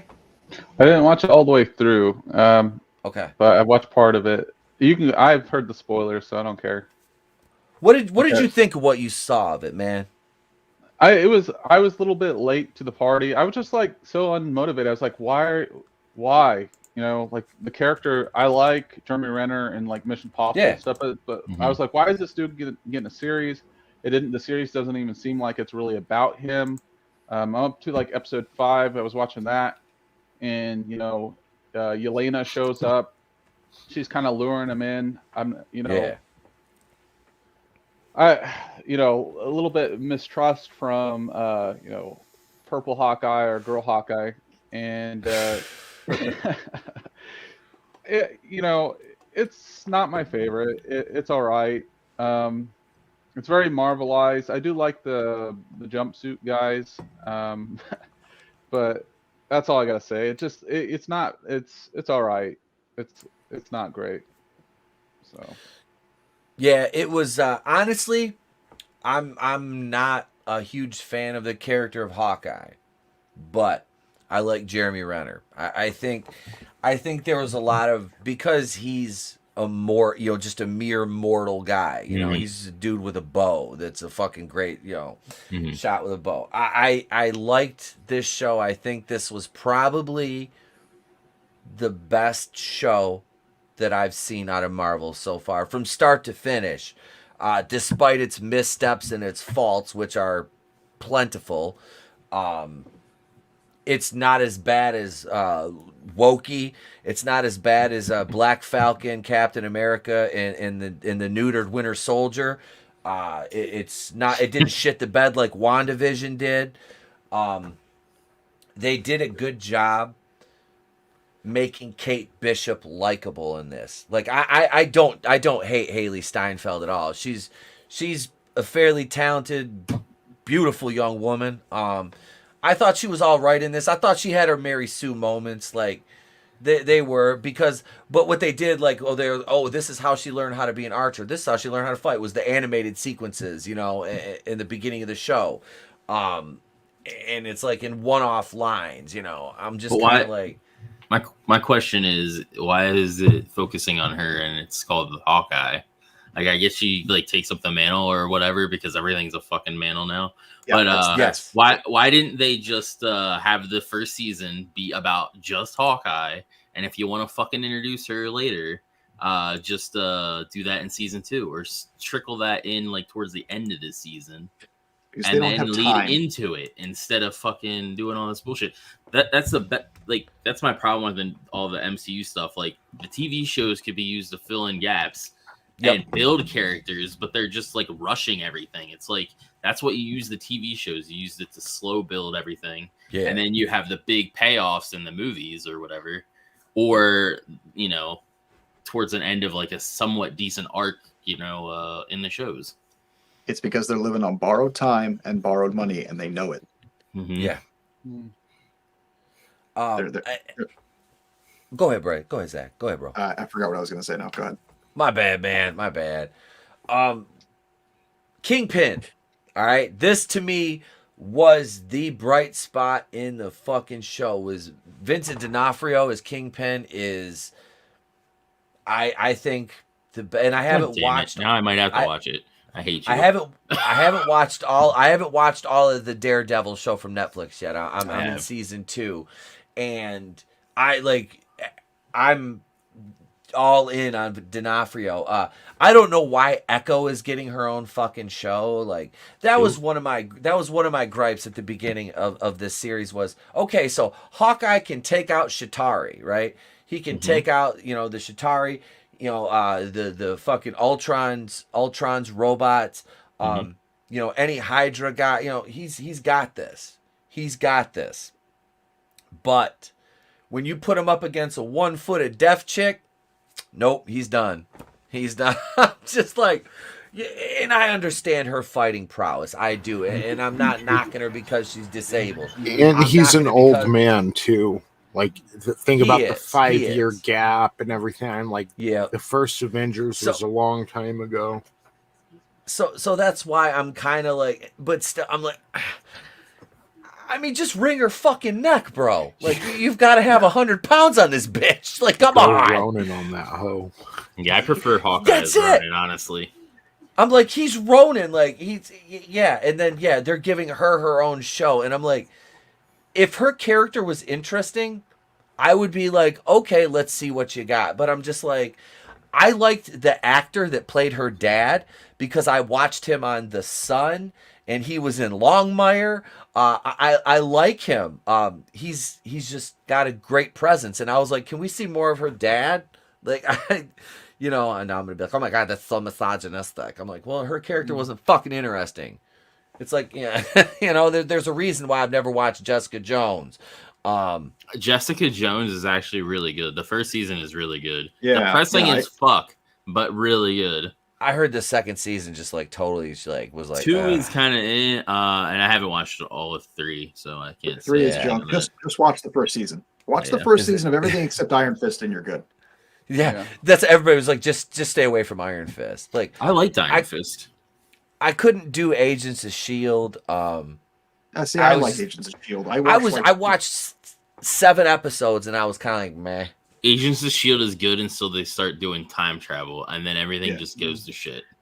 Okay, you have to get up to the point where they meet up with Winter Soldier because they were kind of handcuffed by that, and then it's good for a few seasons after that. And then towards the later seasons, I was kind of on it, but because they're gonna use what's her name I heard in the MCU, Quake, Chloe Bennett. Yeah, Chloe Bennett. She's very nice. Yeah, that's right. She's damn easy on the eyes. Her character wasn't bad from what I saw in the few episodes that I watched. I'm like, okay, like I can kind of. She gets kind of annoying at certain points, honestly. Does she? Look, I'll say this: all of the chicks on Agents of Shield were very nice.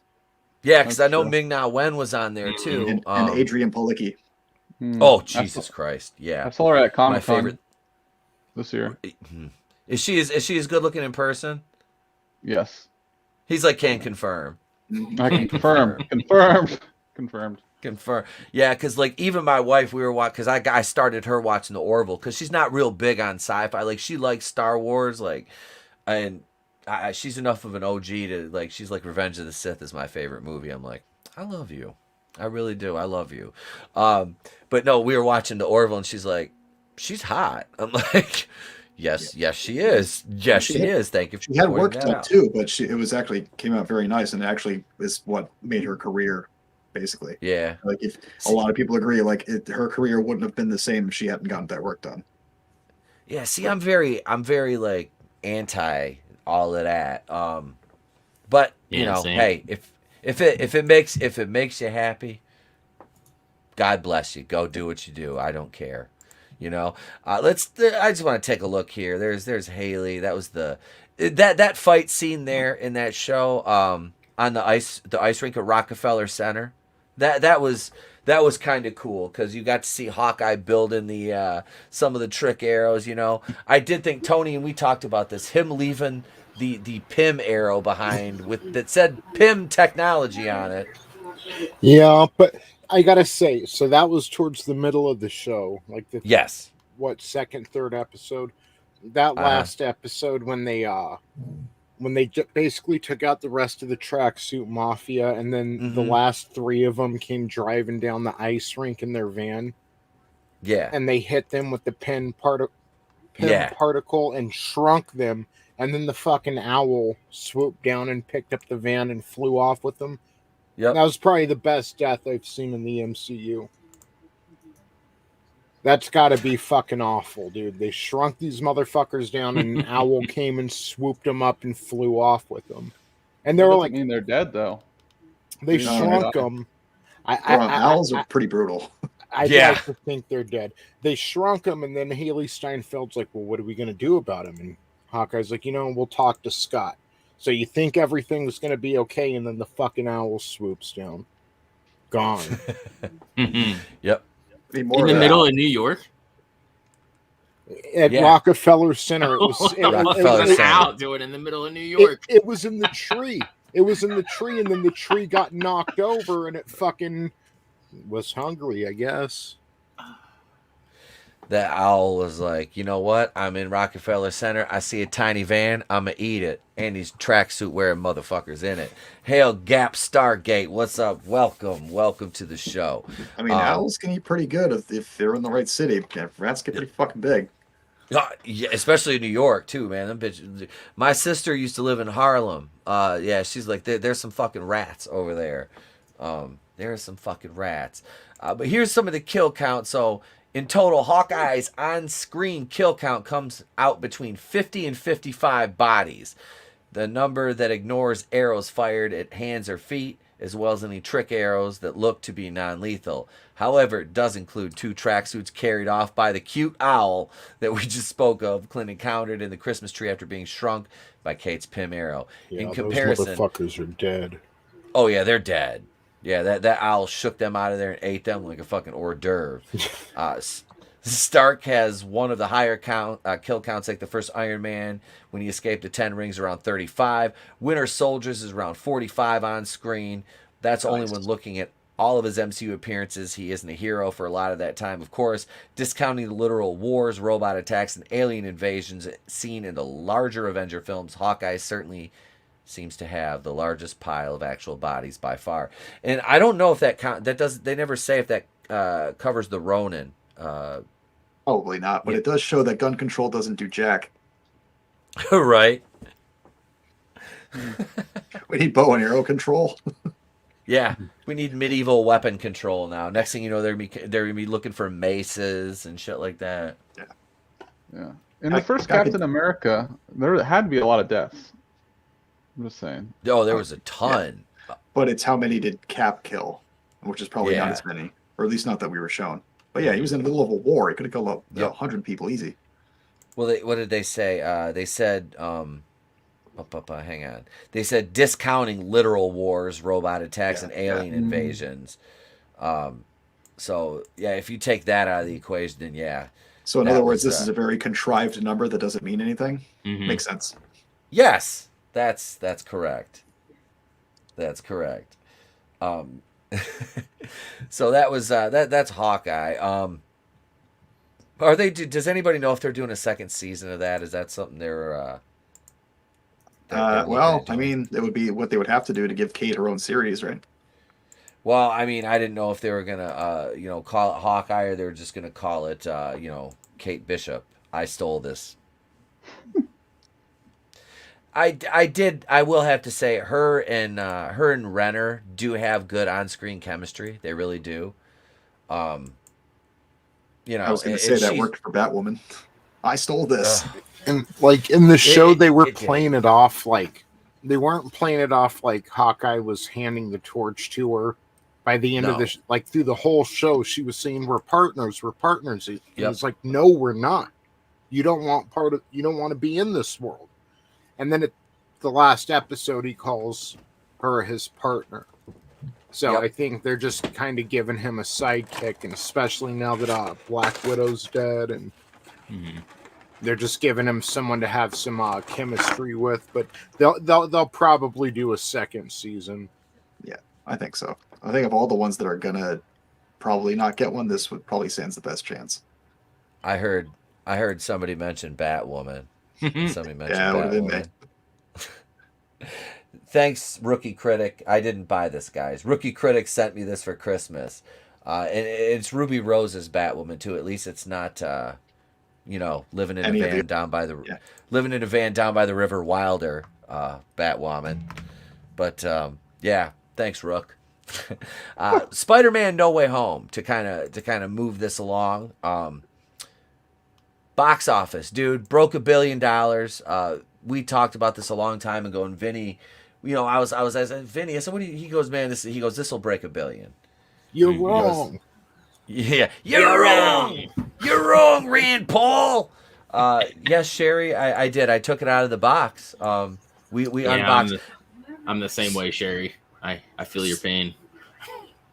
Soon she'll be sitting right next to because I did one of the 2 Funko Pops I bought in my life. One was Daryl from The Walking Dead, and the other is Wheezy Jefferson. So Ruby Rose will be sitting next to Wheezy. I was going to say that didn't make any sense because Batwoman is always trying to get in the box.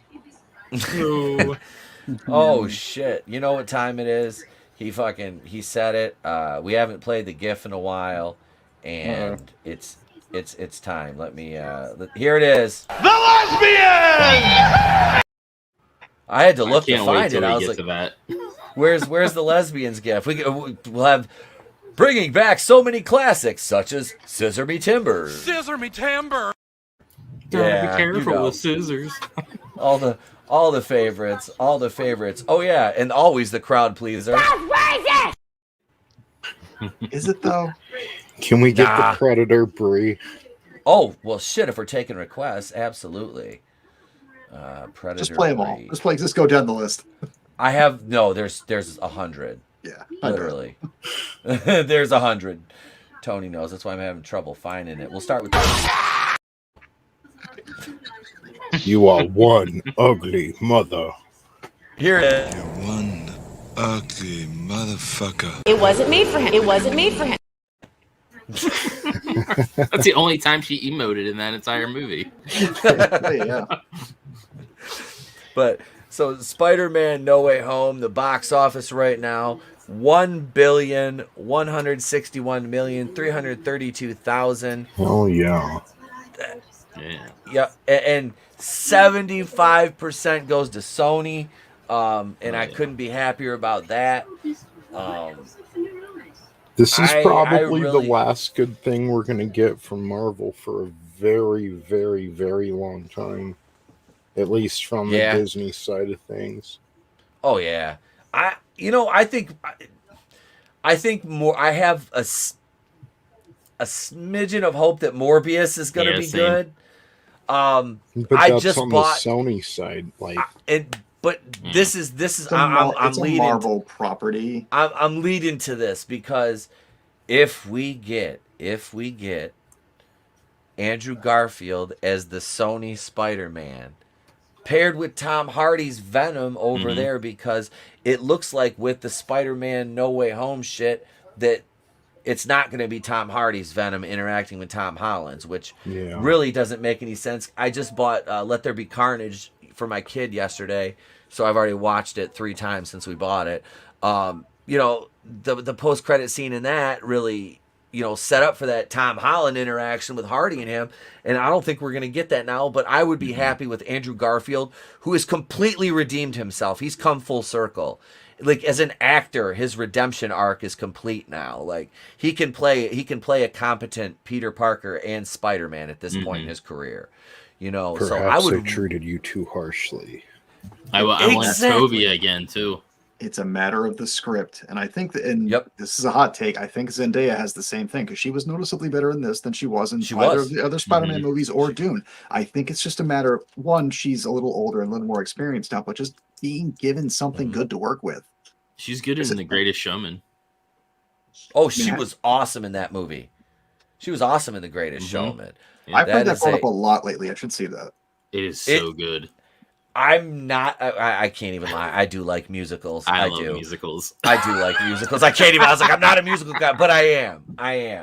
The Greatest Showman was fucking great. Like Hugh Jackman is just. I was like, hats off. The song to you, between sir. him and Zac Efron is like my favorite song in that whole. Oh, in the bar. In the bar. Yep. Yes. It is like my favorite song in that whole movie. Another surprisingly talented actor, honestly. Zac Efron. Yeah, surprisingly. He should have been Adam Warlock. Agreed.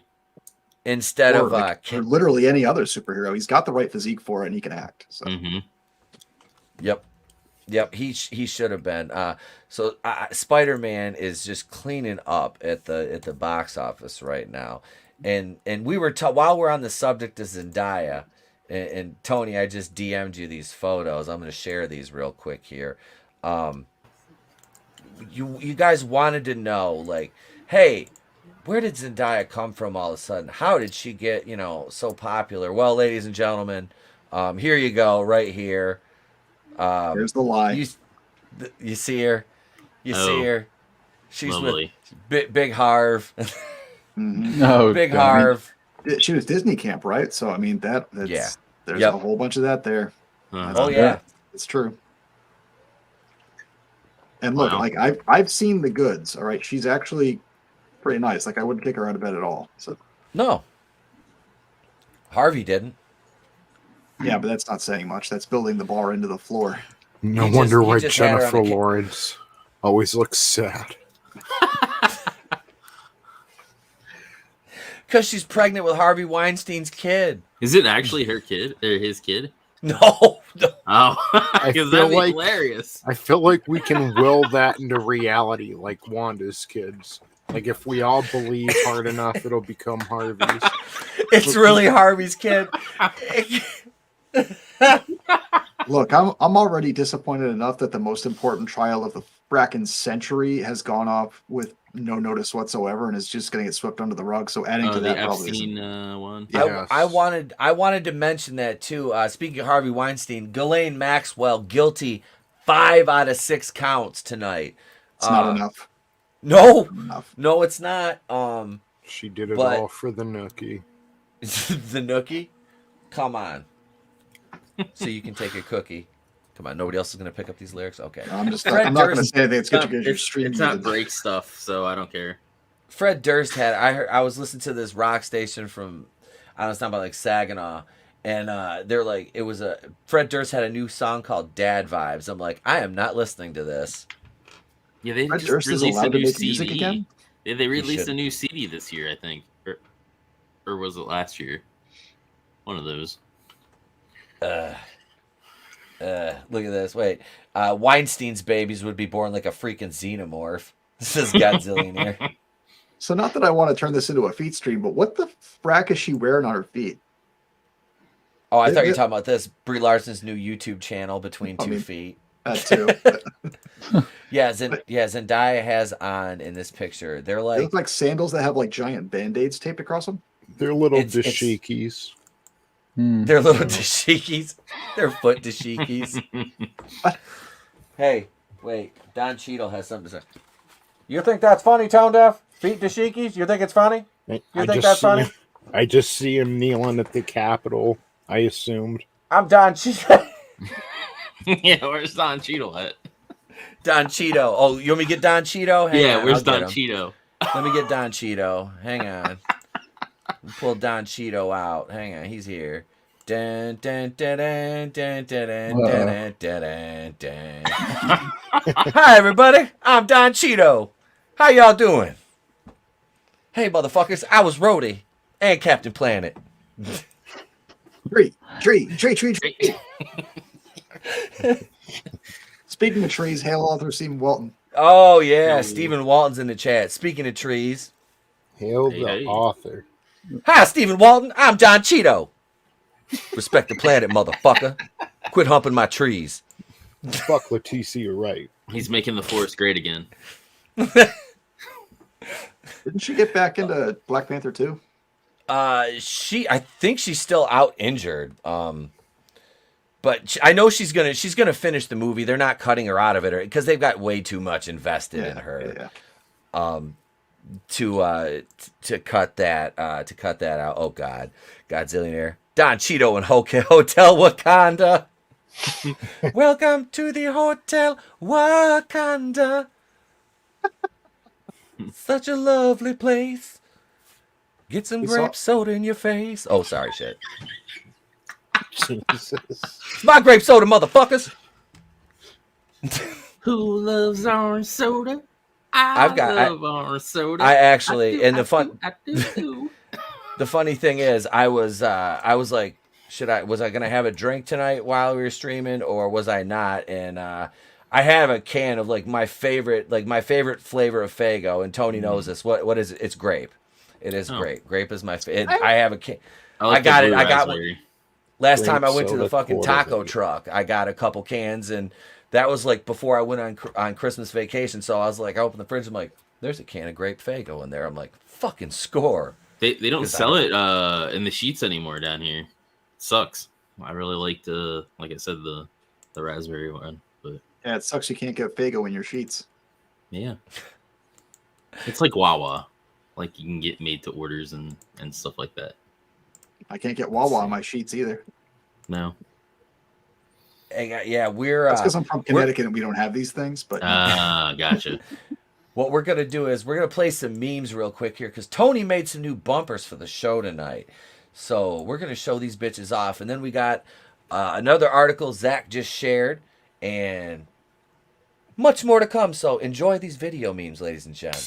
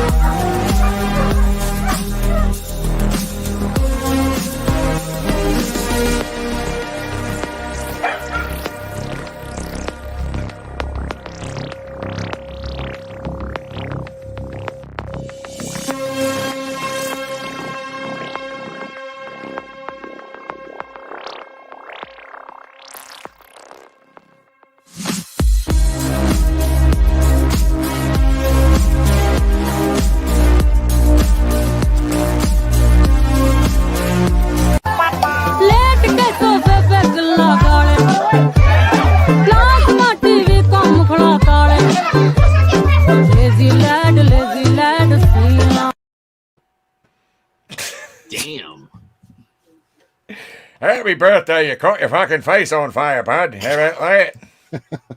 I have choked on my Doritos more than once during that bumper. Oh, here we go. Zach shared this in the chat. We're gonna take a look at this. Come here, you punk ass. Aunt May.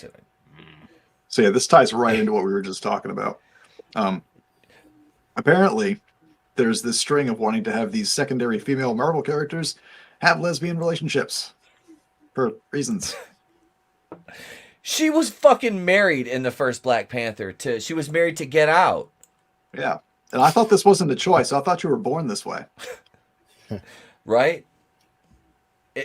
This is so fucked up. What up, Frankie Nose? I see you. How you doing, brother? Hail. That facial was hot. That was definitely well done. Black Panther 2. Denai Guerrera's Okoye rumored to have lesbian relationship. This from Matt McGroin. This was our McGloin posted today. Rumors offer that Denai Guerrera's Okoye will have a lesbian relationship in Marvel's Black Panther 2. The info comes via scooper Daniel RPK, where a Black Panther fan Twitter account offers the following.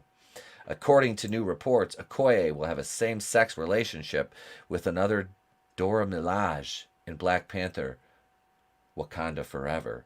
Fans are guessing Kevin Feige is going to pair Guerrera's Okoye with Florence Kasumbi's Oyo, which fits, that's an old butthole eyes from Star Wars, isn't it? We're going to have a new Wakanda Forever. No, that's the other chick, isn't it? That plays, is this the one that plays Maz Kanata, Florence Kasumba? Oh, no. Or is she in no, she's the other Dorma. No, it's someone else who plays. That's Lupita Nyong'o. Nyong'o, yeah, okay. This is the one that was in Winter Soldier, right? Yeah. Yep. Yeah, she was in Winter Soldier. That's the chick that was in Winter Soldier. In Civil War with Black Panther or with Black Widow. So it's like, look, I'm just saying for the Dora Milaje, they're supposed to be like this sophisticated, professional, like fighting unit. Does it really make sense to have like interpersonal relationships within that unit? Actually, historically, yes, it does. Yeah. Oh, I forgot about the Romans and the little boys. I mean, historically, it does. That's actually a thing, and I'm trying to justify this, but that's actually a thing. And also, under different circumstances, I might actually want to see what happens. But again, that's a whole new Wakanda Forever, if you know what I'm saying. Oh man! But also, you look at like the Amazonians; they're like relationships between them as well. So I'm thinking they're like, well, DCU does this, Marvel, they feel like Amazonians to me. But Black Panther-ish or whatever, that universe. So yeah, I guess it's whatever. And also, like, if you think about like what Zach was saying, and also like military, when you're away from women, or like even maybe bad example is like people like in jail, you know, don't drop the soap. But like if you're there's no opposite sex, even though I don't know. So you understand what I'm saying? You smell. There's justification for you. You could justify it. There's a difference between being like real gay and like prison gay. Like prison gay is out of prison gay is out of necessity. It's out of necessity. It sounds funny, but long, gay boys. It's done. College gay. It's it's like with chicks when they go to college, like, oh my God, like my second year I was like bisexual. It was like, no, Becky, you were drunk, and it happened like twice. It's fine. You know, you're not bisexual. You don't need to put it in your bio. You know, but no, it's Tim. To your point. It's like situationally, like that's what it. Yeah, I think that's the point you're trying to get at. It's like it's situational. Yeah, because they're together. There's that level of familiarity, and they have such a close bond because they've gone through so much together. It kind of takes that next step, and it's a lot of that is psychological. So yeah, that's actually that's the reasoning. That's the reasoning why it would, if you really look at it. Yeah, historically, like Zach said, it works. It does. Not justifying it, but I guarantee you that's what they're kind of looking at it and drawing from. Fans are guessing Feige's going to pair those two together. Let's see. The character's gay, possibly Anika in the comics, who's the girlfriend of Io, or all three having a polyamorous relationship in the film. Yeah, because that's what I want to explain to my 6-year-old. Are they on Truvada? In the first what's that? Are they on Truvada? See, this is the kind of shit that annoys me because they're doing this in these movies and then forcing the parents to have these conversations with their kids before they need to have that conversation had. And that's what pisses me off. Instead of letting the parents decide when they should bring this to their, kids' attention. I got a point to bring up here. I thought it was like out of element or whatever. On Nickelodeon, that they promote, they had like transgender kid on there or whatever, saying how their transition was good, blah blah blah, and basically promoting like transitioning at a younger age. And it seemed like an actor, like they spoke really well, like better than any of us, right? And but they were promoting it at like a super early age. So yeah, I don't know my point of that, but I'm just saying even Nickelodeon. I'm not sure if Disney. I haven't seen anything on that, but sometimes I watch SpongeBob or whatever. I mean, what you're getting at is that this is all part of the larger propagandistic nature of all of these properties now. I mean, you're not wrong, and especially at Nickelodeon, where again, all of this is a real problem. Yeah. Yeah, there's like I said. Yeah, good. No, go ahead, Tim. Go ahead. Oh, but basically, I was just gonna say it's not just one commercial. There's multiple commercials doing this, and then when I saw that was the first time I saw it, I was like, "Whoa!" I was watching SpongeBob, and then it cuts to commercial, and I was like, "Whoa!" I'm all about treating everyone equally, but like, put your dick away.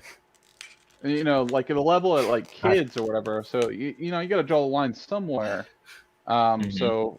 Yeah, so that's all I gotta say. The problem is, and I'm gonna get a little angry, the going back to the Maxwell trial, those kind of people are propagated all over the place at Disney and at Nickelodeon. It is a common secret. So Cartoon Network has like ads and shit about that stuff too. Oh, dude, look at Steven Universe. You want to talk a group of toxic fucking fans.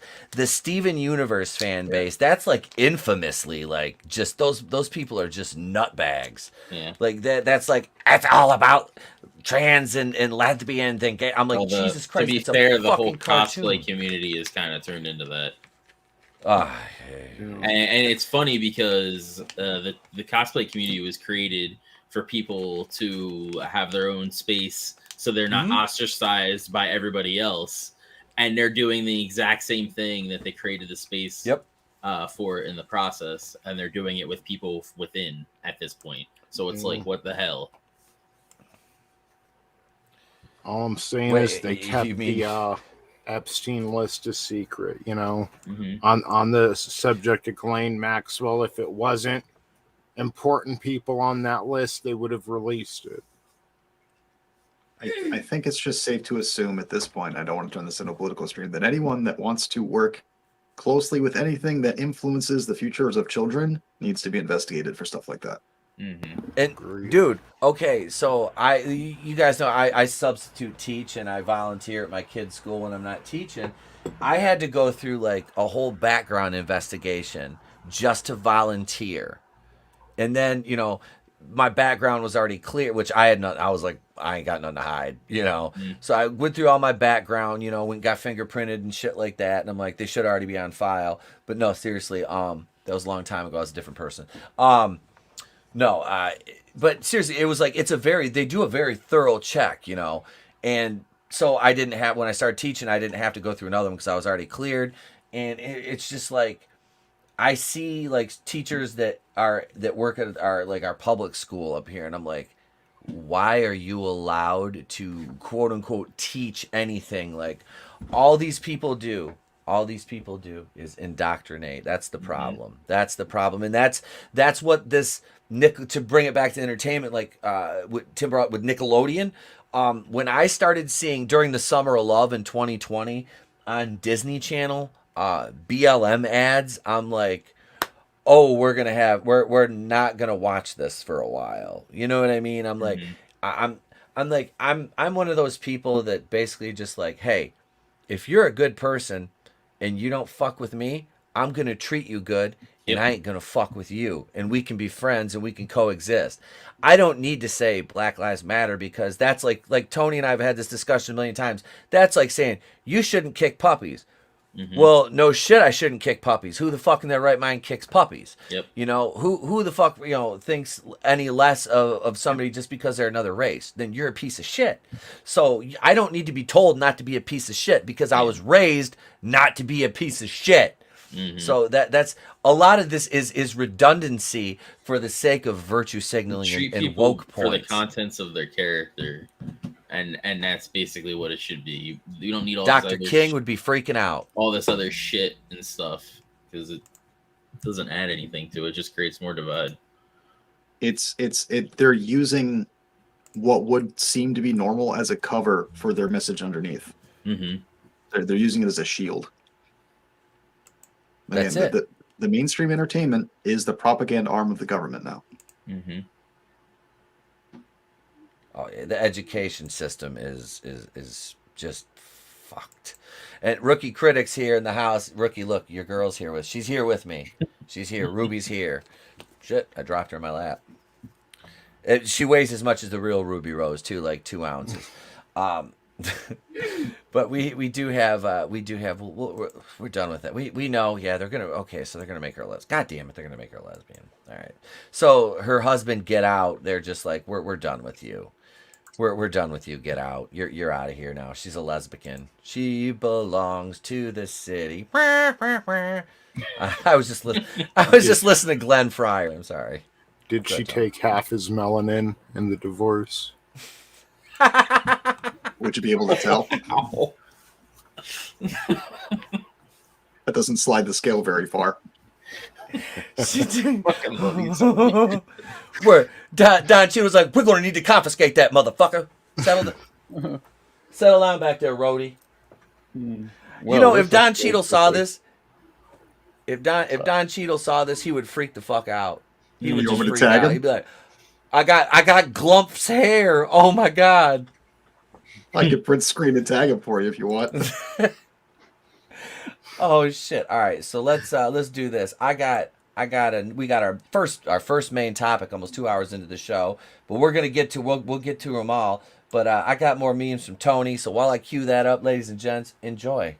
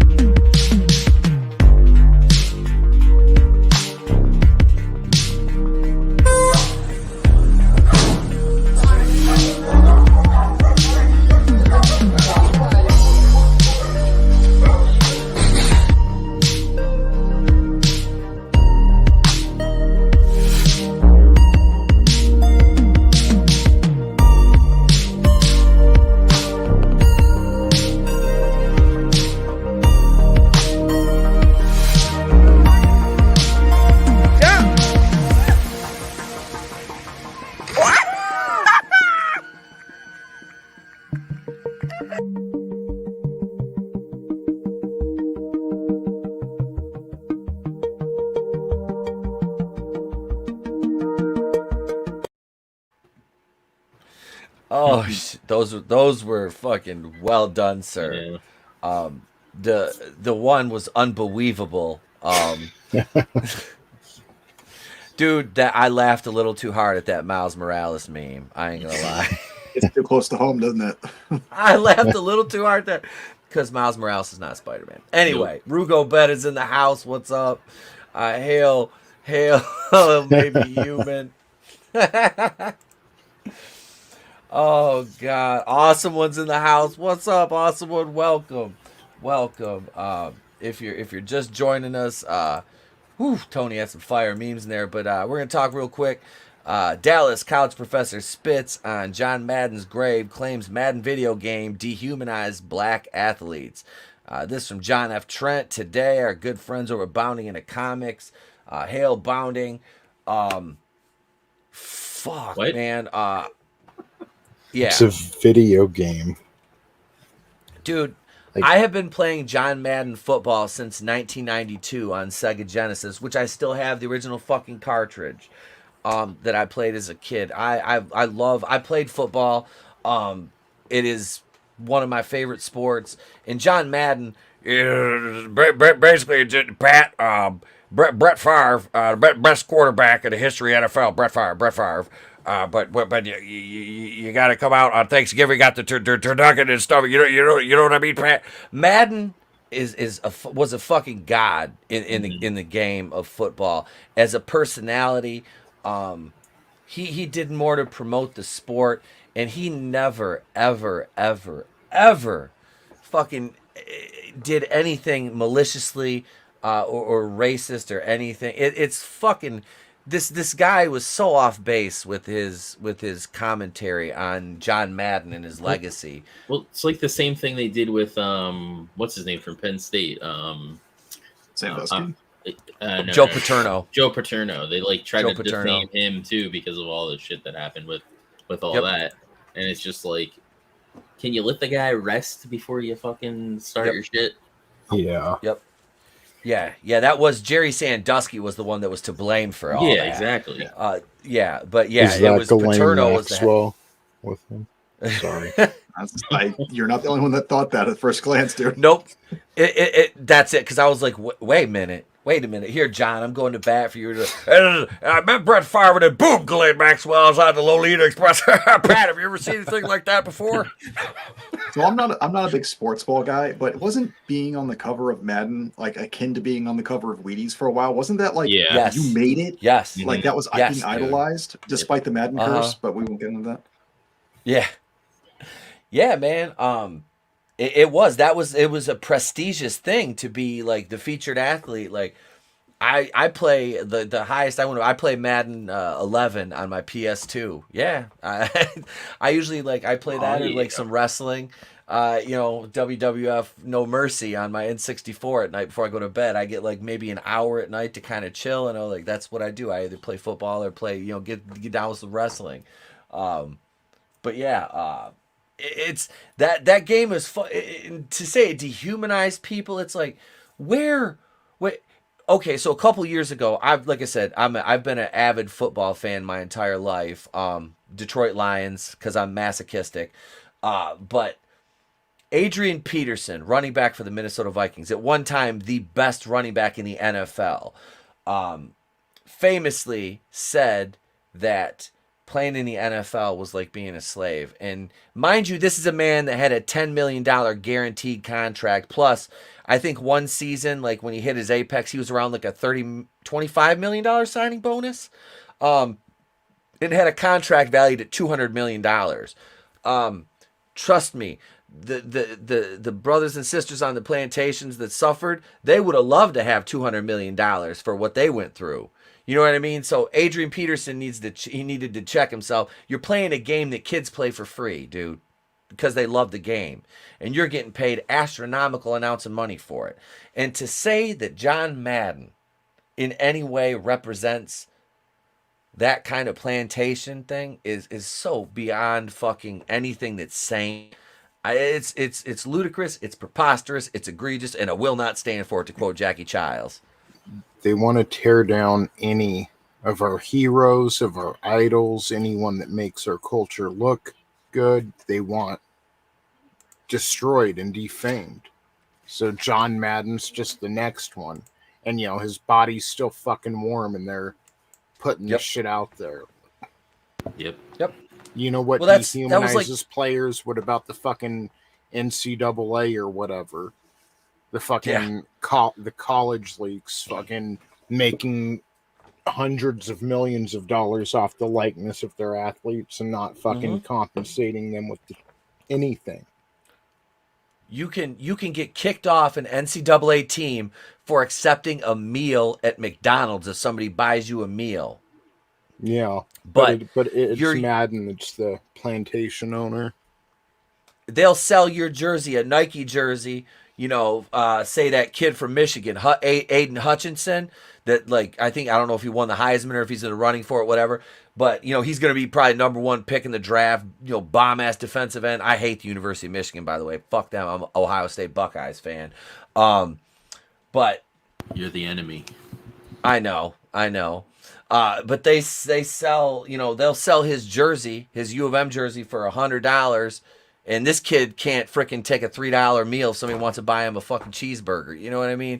And then like you said, you're gonna say John Madden's back. Get the fuck out of here. Get out of here. The dude coached. He coached in the era of back then of post segregation. He was a coach in the 60s and 70s. He had black men, he had white men on his team, and he fucking won Super Bowls. The dude you never heard a bad thing about John Madden. His players are another story because the Oakland Raiders were a bunch of fucking assholes and pricks and the cast-offs from the league. But that Madden, no, man, this is, normally we don't talk much sports here, but I do have a background in that too. And it's just this kind of bugged me because I love the Madden video games. And what we can do is we'll look at the tweets that fuck it. But now we'll go back here. We'll look at. I want to show you the tweet that this guy made, and I weighed in on it and I let him have it. I kind of figured he'd block me. It hasn't yet, but yeah, I went really. I was pissed. So we'll just scroll down here. He says, "This is Dr. Andrew McGregor. I have lots of opinions on John Madden," and he tweeted this last night. We found out he was dead during a live stream. Remember, Tony? Yep. Yeah, man, Harry Reid. Yeah, Harry Reid. I'm a little less. I mean, he's should I not have said that? He was the Nevada. First thing, not to get political. First thing our governor did. I live in Las Vegas. We've got McCarran International Airport. Mm-hmm. First thing, our first Democrat governor in 30 years, and the first thing he does when he gets into office is try to change the airport to Harry Reid International. Everyone was pissed off about that. Fuck Harry Reid. Yeah, I concur. He's going to complain about the Madden games, and use this bullshit. I would say more anything that it would be the lack of originality from game to game. The games have been getting stale within the last what would you say? There was more features on the older games. Yeah. But this is what he has to go after. The buzzwords that he's using in this tweet just don't make sense. Glamorized violence, and someone just said it in the chat. Nana Reaper just said what if you have a problem with football in general, that just frames your whole argument and makes your opinion worthless. It just makes everything you're saying in this tweet super freaking biased. Yeah, he just and he goes on. This idiot goes on, and here's the video game distanced the reality of the violent sport from fans and transformed human behaviors into artificial numbers and simulation. It glamorized athletes using their names for profits while encouraging fans to disregard the humanity. Madden built a digital plantation. Oh yeah, because he coded those games. Yeah, See, yeah. The problem is football goes directly against that college professor's ideology. It teaches you that competition makes things better and teaches you to reach higher and achieve things and not just sit back and collect your payment or break your rocks in the ditch, So, yeah, it's just that football is the exact opposite of what this guy wants in the world. Does he even watch football? There's white players on there too. You've not heard of Tom Brady? Yeah. You only black, and there's not Hispanic and every else type of player. Come on here. Yep. And even at a high school level, even at look at 5A schools or whatever. I played high school when I was supposed to play D1 football. I decided not to. you know, our bodies, we would get destroyed. Everyone did two-a-days. That was just a thing. You know what you're signing up Yeah. for. And like, this guy never played sports in his life. No. That's no. This is his original tweet right here. He's got 680 likes, 16.2 thousand quote tweets, and 216 retweets. Is that what we in the business call a ratio? That is, and at one point, that's what I said to him. I said, "Enjoy the ratio, motherfucker," because I went on a little thread and just kind of ripped into him, you know. But yeah, he's a piece of shit. This guy, no. And then somebody dug up a tweet in the main thread, and it showed, they quoted that. Oh, here it is right here. The fake kneel down is the exact kind of play I would have used against my brother in Madden. It would have perfectly complemented my fake punt offense.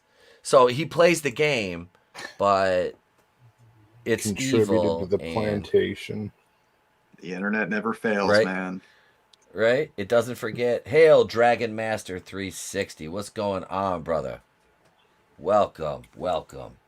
But yeah, so that's enough. That's enough sports ball talk for the night. I know. I was thinking about starting a separate sports channel at one point, but let's talk about this real quick, because this concerns the Batman with Robert Pattinson. And while I cue this up, what do you guys think? I want to start with Tim. Are you into this Robert Pattinson iteration, this Matt Reeves movie? What do you think about it, man? Dude, I think it looks great. Like, this last trailer just like blew my mind. It captured like the Christopher Nolan-esque, maybe a Nolan fan with the score and kind of the vibe. And I think the dude was trolling us, because there were some shots in here. I was like, wait a second, this dude has been hitting the gym. He has been drinking his protein shakes, because everyone was drawn off because he's like, no, I'm not going to work out, blah blah blah, bringing up these examples. And then you have like the Riddler looks fantastic. It feels like more of a what is it, the Hux or whatever, or Hush. It feels like more of that, and I'm digging that kind of vibe. He seems a little bit more formidable in this, and he knows him. Like, you see all these images, and he's just like one step ahead, knowing what's going on. And then also like even what's the guy that's playing the Penguin? Colin Farrell. Yeah, dude, he's a great actor. Look like him. Oh, yeah, dude. All the prosthetics going on. I feel like he's gonna go like full mode. They really haven't showed much of him either, besides the whole car scene where the car's flipped, which is a beautiful shot or whatever, where you see Batman just walking up. But no, I'm pretty excited about that. First, I was like, Robert Pattinson, why? And then I watched the trailers, like, okay, I dig this vibe. It is set in current day, because we see, or more so current day, because we see a smartphone, because I didn't know if it was set in current day, because the car looks a little bit older and just the way they shot it. But I'm super excited about it. I feel the same way. I'm excited with it as well. My only gripe is when they do these trailers, they do that like freaking red, and I immediately think of Daredevil, and it's just like, because the cow kind of looks like Daredevil, like a little bit. Yeah. And when I was in the theater seeing No Way Home, the person I was with, they like looked at me and they're like, "Why does he look like Daredevil?" And they're not a comic, like, you know, person or whatever. So that, like, I don't know. But it does look interesting, and the darker tone is definitely something that's welcome. So, go ahead. I'm actually tentatively excited to see this. I'm personally a huge fan of the muscle car Batmobile. I really like the way that looks. It reminds me of Thomas Jane's Punisher, where he has that armored up muscle car that he used. It just gives you that same kind of feel. Yep. I really don't. I think the reason he pulls off a Punisher vibe is just because his suit is more armor than really it should be, and I think that's something that a lot of people have harped on, is like, he's not supposed to be able to tank bullets, and every time I see it in the trailer, it throws me out. But I'm tentatively excited. He has the plate that he uses or whatever in the one. Was Long Halloween?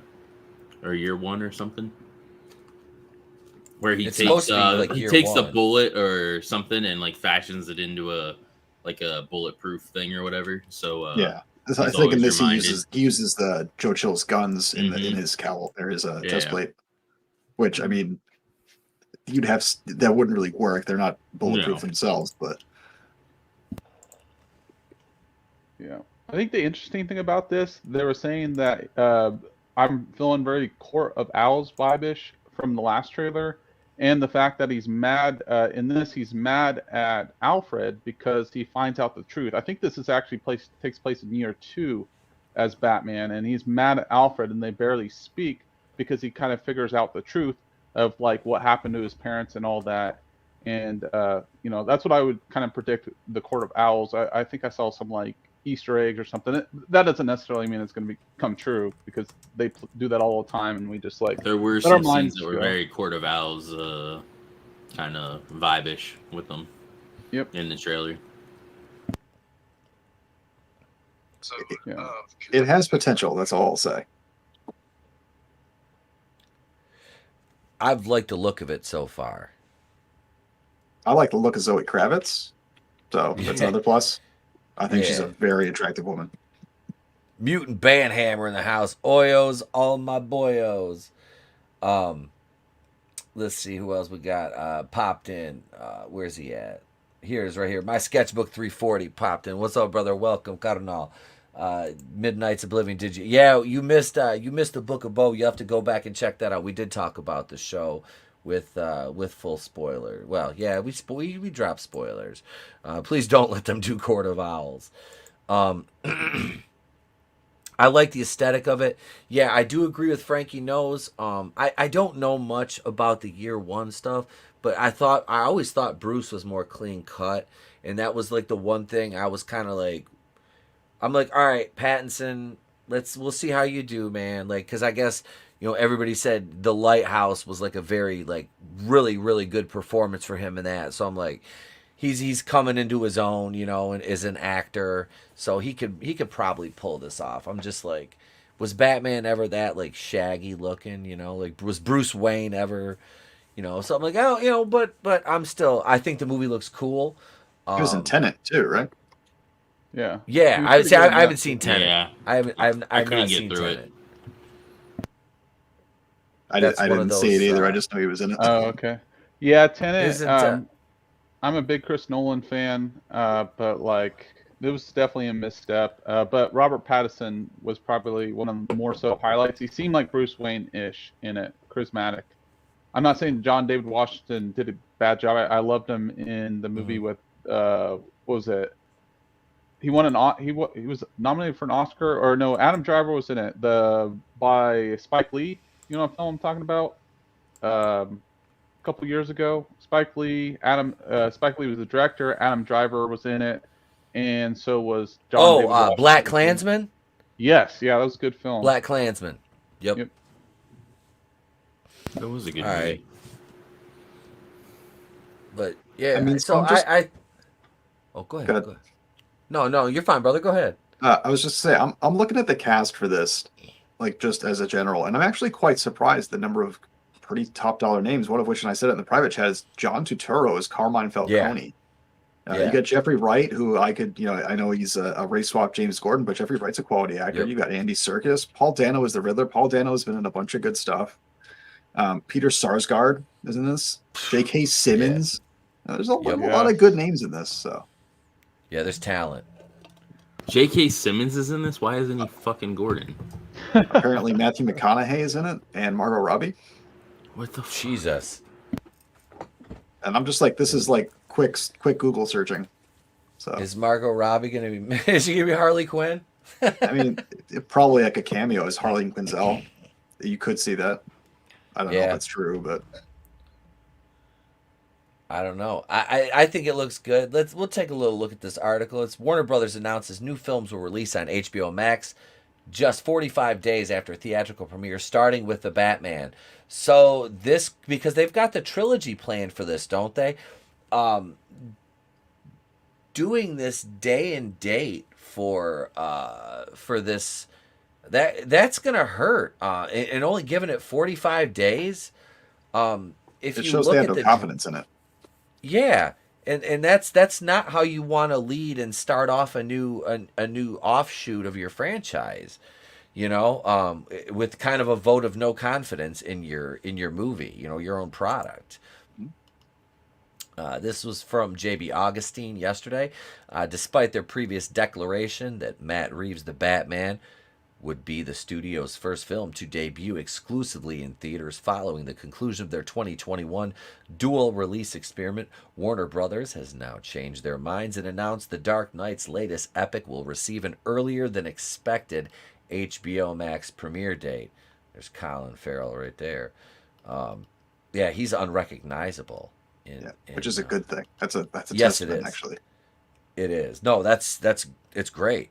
Warner Media CEO Jason Kilar recently confirmed that Reeves will have a 45-day run in theaters before it winds up on HBO Max, a model mirroring the one first employed in 2021 by Viacom CBS with Paramount Plus and adopted later in the year by Disney Plus.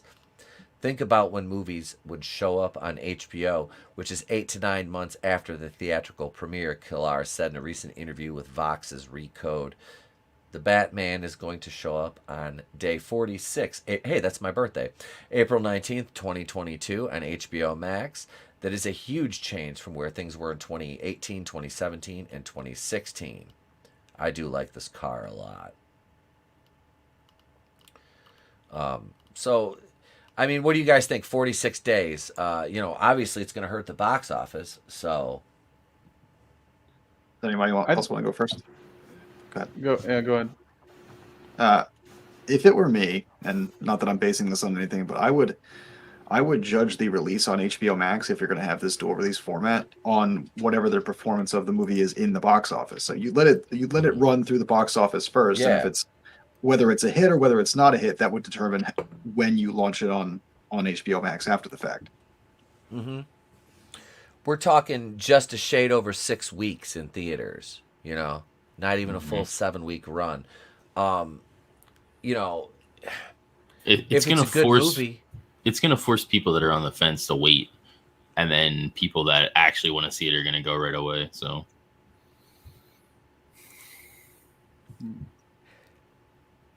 yeah, I'll go. I'm going to go to the theater to see this. This is one I planned on going to see. I've always been like, that's been my go-to since I was a kid, was Batman. It was always like Batman and then Spider-Man. Mm-hmm. But yeah, I saw Keaton, Batman 89, and I feel like I shouldn't have to say Batman 89. I should just be able to say Batman, but I saw the Michael Keaton one when it first came out in the theaters. So I was like 9 years old, and it was, it was so fucking good, and everybody's like, after seeing Michael Keaton in Mr. Mom and then seeing him as fucking Batman, it's like, a myriad of other things in between, but it was like, wow, like this, and even as a kid, it's like this, it's like you wouldn't think, because like I grew up, watching the reruns of the Adam West Batman show too, so, and seeing it be like that darker, and now being older to be able to appreciate the style, the Tim Burton style more is, man, it was so cool. So I like the Nolan trilogy. I do. The third one, I did not like at all. No, I did not like what they did. It was a fucking hot mess. But that's a discussion for another time. So, Heath Ledger and Bale really set the bar so high that it was almost an insurmountable fucking hill to climb for that third movie. But this, I see potential. Maybe Human mentioned it. They said this has got a bloated cast, so that could be a problem. In too many villains, well, that is. I mean, look at Spider-Man 3. It's a very valid observation. Yep, you don't want it to turn into that. But look at No Way Home, though. No Way Home did it. Yep. No, they did it right. Yeah, and that's good. That's good writing.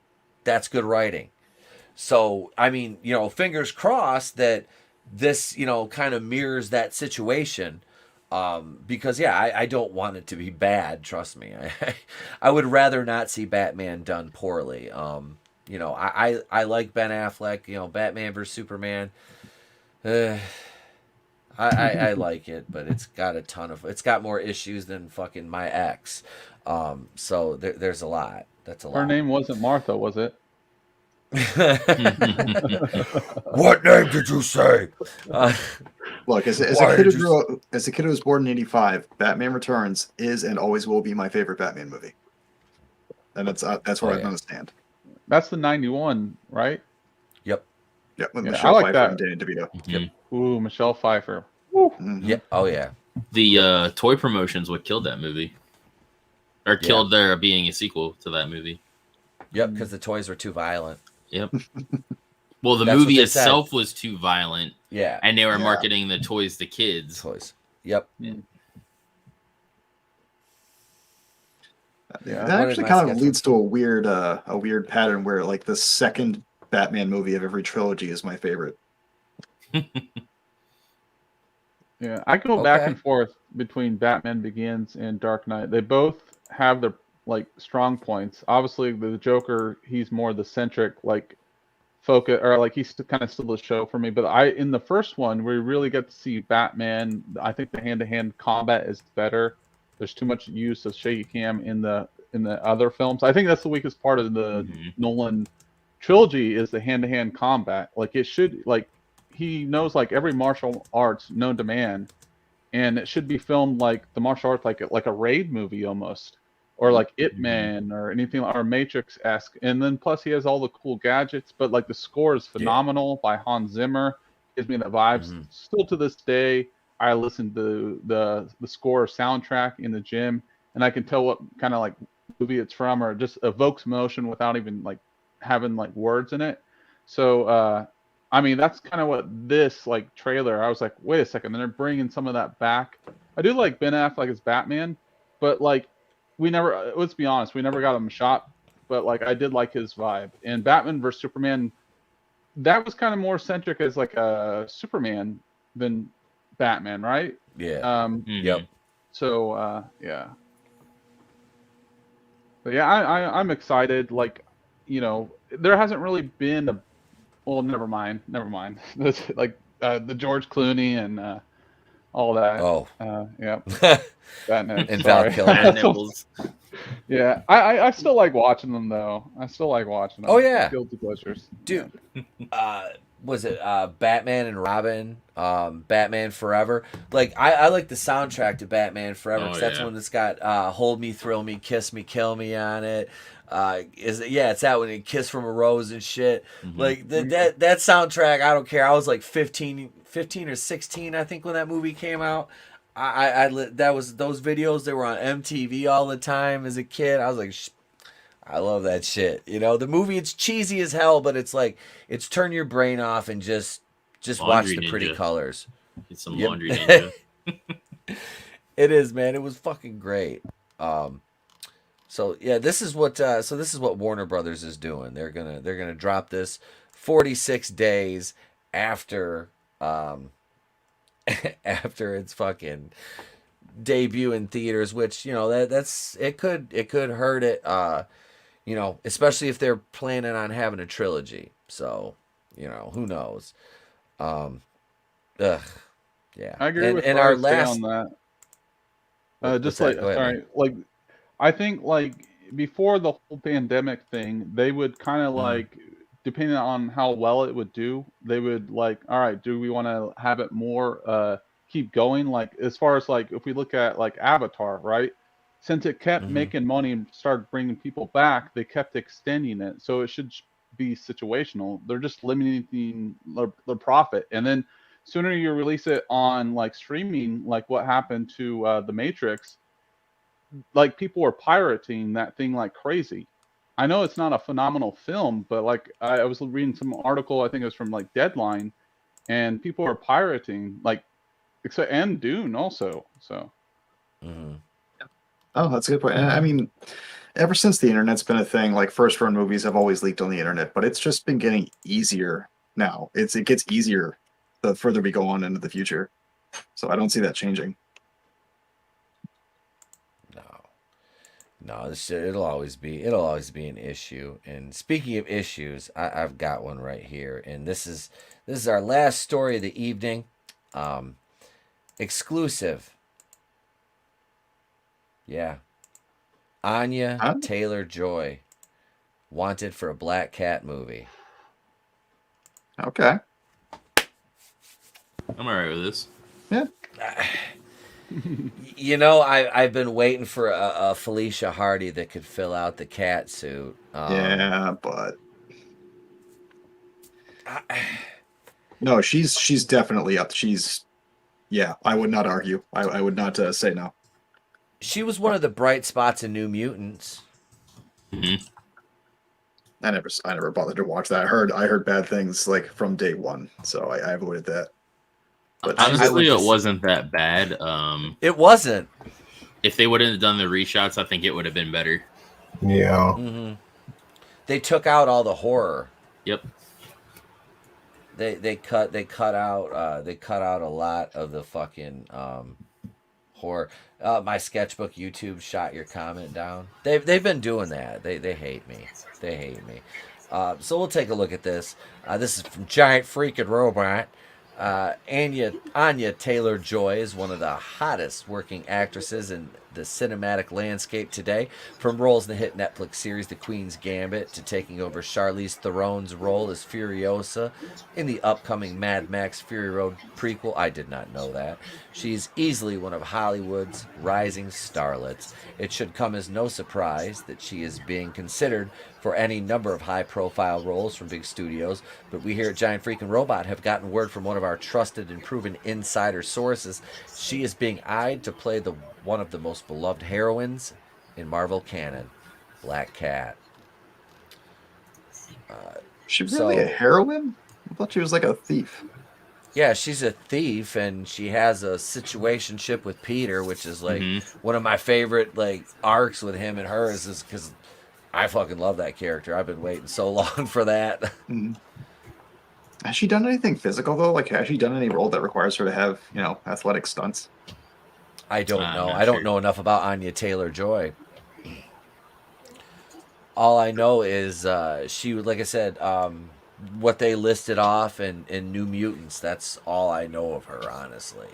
Yeah. I mean, she did Split, Nano but Reapers. that didn't really count. Yeah, Nano Reapers is again who is Black Cat.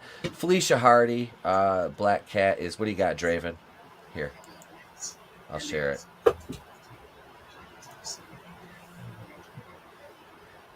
There's nothing. I didn't think you could get this screen with nothing. Right? Apparently. We'll just go back to this. I mean, I'm looking through her film history. It doesn't look like she's in much that would have required her to do, the kinds of things you would expect Black Cat to do in a Black Cat movie.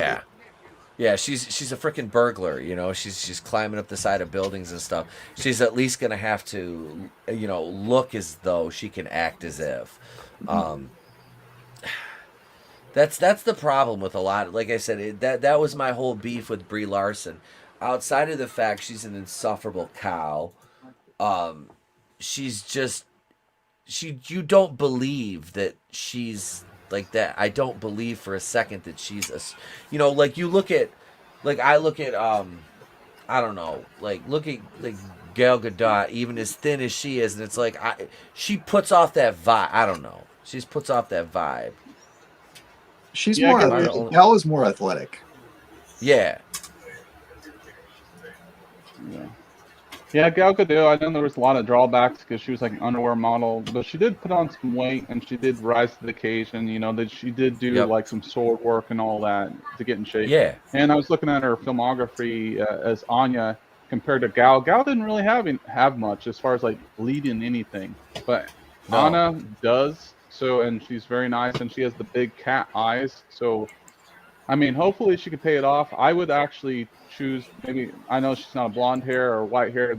I don't know what they're going to do stylized, but hopefully they go with that. But Ana de Armas, she was actually eyed as Catwoman, but they chose Zoe Kravitz because she had more like what was it, chemistry, because they do like the where they try out together and they seem more cohesive together.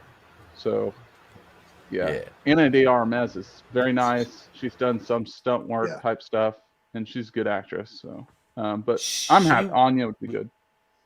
Was she in the last Bond movie? Yes. No Time to Die? Yes. Yeah. I've watched her scenes in clips on YouTube. The fight scenes that she actually did some of the stunts, and yeah, she's a badass. I'm like, I like her. She's got a femme fatale vibe. She definitely does.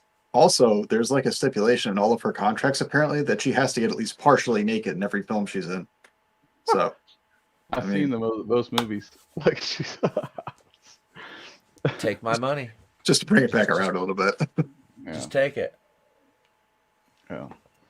But I don't know. So I think it could work. It could work. But remember, they've had a Black Cat and Silver Sable movie in development at various times over at Sony, dating back to the Andrew Garfield days when they had the Sinister Six movie lined up.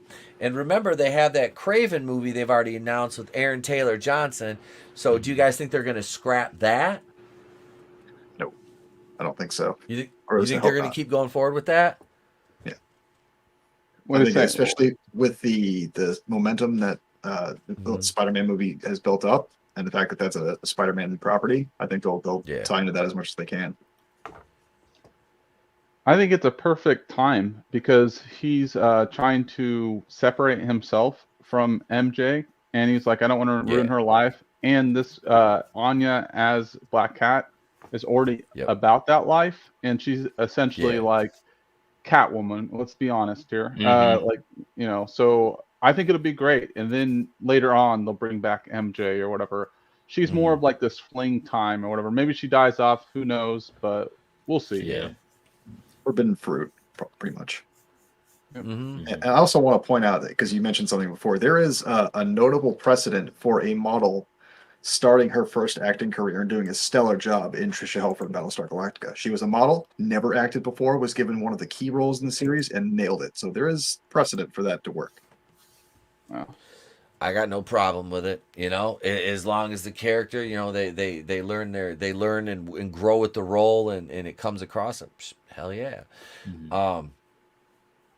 I think, like I said, I've been waiting a while to see Felicia Hardy, especially since it's been, rumored and then canceled, and it's like, are we going to get this? And, now maybe, so do you guys think they're going to take the Andrew Garfield and make him the Sony Spider-Man? Do you think that's going to happen, or are they going to start keep bouncing? Because it sounds Tom Holland is basically what I think this whole I don't know if I'm going to keep moving forward with Spider-Man is basically contract negotiations.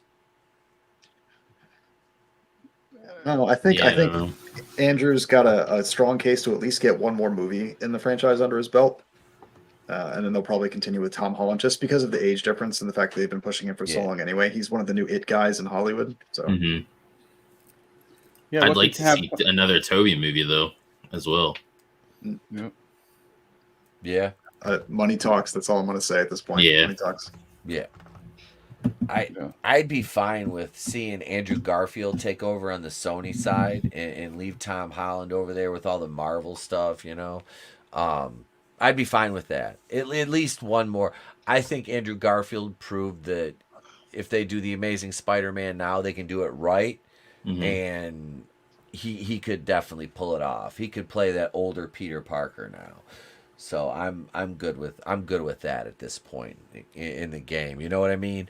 I do. I want to see it myself. I do. Especially, I don't want to see him go out on the Amazing Spider-Man 2. That's why I would love a fourth Toby movie, because kind of take, and wipe your hands of Spider-Man 3.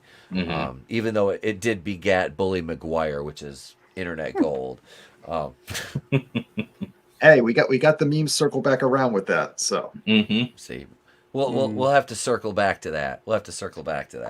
And yeah, we did get the three Spider-Men kind of pointing at each other meme, which was freaking great in That's live a felon action. now, though. Like, if you point guns at each other, like, all Can't do the finger guns anymore. Only if you say I'm robbing you. Yeah. If you announce I'm robbing you for your napkins and I'm high on drugs, then it might be a felony. But on that note, ladies and gentlemen, I think that's where we'll end it for the evening. A finger gun robbery to circle back with napkin.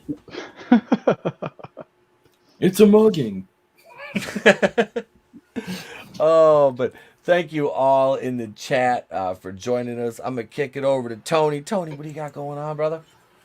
Yeah, come check out the Good talk. Clown World Review. Every Tuesday, 8 p.m. Eastern Time, we're doing the Monday Night War retrospective. It's always a blast. Best time to be a wrestling fan, the Monday Night War. It's it hasn't been that great since. So we go back, we look at it through the lens of, hindsight, I guess. So it's always fun. That's every Tuesday at 8, and then you never know what else will drop over there. So come check it out, and thank you everyone on the panel. Everyone have a good week. Happy New Year. Hey, Happy New Year to you. Yep, Happy New Year. Yeah, brother. See. Happy New Year to you. To me. Let me kick it over to this man right here, Mr. Brightest Day. Brightest day back on Earth because my dog knocked over my green screen. I didn't bother to pick it up. All right, so for anybody that's been following my read streams over the last few months, I just dropped the end of Dune. It's about a 2-hour stream, so if you love Dune or if you want to hear it read, that whole playlist is available on my channel. I will be picking up a new series of books for the next year, including 40K, the John Carter of Mars series, and another series yet to be determined. I have a few videos I'm going to try to get out in the next few days. And on Twitch, Tuesday, Thursday, Sunday-ish, I usually stream for a few hours late at night. That's twitch.tv/brightestday. Love you guys. Oh, man. Thanks for being on tonight, bro. Appreciate it. Hey, guys. I got the Twitch stuff going on over there. I got a new profile picture and emojis and badges and stuff in the works. I can't wait to show those off to you guys once I get those started or rolled out. And then after here, I'm probably going to play either Final Fantasy 14 or maybe Genshin Impact because I kind of got back into that a little bit. And then tomorrow we have the Gaming Lounge at 5 p.m. Eastern. So yeah, check us out. Thank you for being here, bro. Appreciate it, man. Anytime. Last but not least, Mr. Tim's Talk. What's up, everyone? If you want to take the red pill, follow me on TikTok and Tim Possible Official, where I hang out with my regulars because they are weird. But hit me up, though, on Twitter, Twitter, on Kylo_Tim1 and on Instagram. Happy New Year, everyone. I'll see you next year. Thanks for having me on. Oh, thanks for being here, bro. Appreciate it as always, man. Yep. All right. Okay. I got I put the 25-year-old hat back on to end it out, my Detroit hat. Thank you all for being here. Let me acknowledge this chat. Awesome one. Dragon Master 360, the lovely Sherry, Keely Chow, My Sketchbook 340, Parrot Head, Blue Teddy Narrations, Gap Stargate, Maybe Human, Nano Reaper was in the house. I think I saw Flare X earlier. Frankie Knows was in the chat. Keely Chow, Midnight's Oblivion, Mexican Iron Man. Here, Mexican Iron Man Mike was in the house. What About was here. Who else we got? Let's see. I want to try Glinzer, Rugo Better, Greg Schroeder, Godzillionaire, Darius Munchausen, Brutal Morningwood, the best name on YouTube. Rookie Critic was here. Author Stephen Walton, the Tree Storian, was up in the house. Yeah. Let's see who else. I'm scrolling all the way back here as far as I can. Clone Geek was in the house. The lovely Sherry. If I'm repeating names, blame it on the alcohol. There's a reference for you. Phil TMNT was in the house. Xerxes Casanova. So yeah, that's as far back as it will let me go right meow. But thank you all. I appreciate y'all for being here. Manliness and motivation, he says. Kung Fu Joe is here. Come on, man. So tomorrow night, you can catch me over on Black Rose Comics at 10 p.m. Eastern. I'll be over there hanging out with Phoenix and the gang for about an hour. And then I have a video coming out tomorrow about what? You just have to wait until it comes out tomorrow and find out. I just don't have anything planned. I'm going to make something tomorrow morning. I'll come up with a fun video for you guys. New Year's Eve, I probably won't be streaming because I'm just going to be hanging out with the family playing Jumanji. I know, right? As if this, we got my kid like the deluxe edition with like the full wooden box and everything. Nice. So we're going to do that New Year's Eve because I had the option. That's what I said. I was like, as if the last couple of years haven't been screwed up enough as it is, my ass is going to play Jumanji. Yeah. So we had the option. I was like, do we want to go out? And the wife's like, I'm like, I drank enough last week during Christmas. I'm like, I'm good. I don't need to go out. I don't want to. I don't want any of that. I don't want those problems. But yeah, so I might stream a little bit during the day.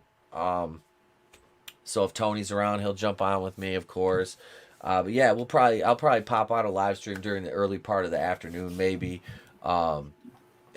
Because I'm not going to do New Year's Day. I won't be doing anything. But yeah, we'll be back with Monday Night Going in Raw next Monday. Me, Tony, Red, and Vinny. It'll be Tony's 2-year anniversary show Monday night. I think it's episode 185. 185. We're a mere 15 Mondays away from episode 200. Yeah, we need to hit that 1,000 mark, ladies and gentlemen. So if you're not subscribed, please subscribe to the channel. If today's the day I've earned it, push that button. Turn the bell on for notifications. Do the damn thing. It's free. It always will be. I ain't charging you anything. I don't.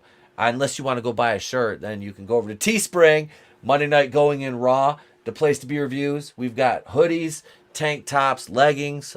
What else we got? We got kids hoodies, Monday Night Going in Raw apparel. No protection required. You got it. You get it over there. Get your merchandise, ladies and gents. But until then, I'm done chilling. It's time for some chilling. I'm going to go play some Madden on my digital plantation. I'm Temple Queen of the Place to Be Reviews. I've been here with all of yous. If I don't see you, have a great day, a pleasant tomorrow. I will catch you on the next one. And remember, it's better to burn out than to fade away.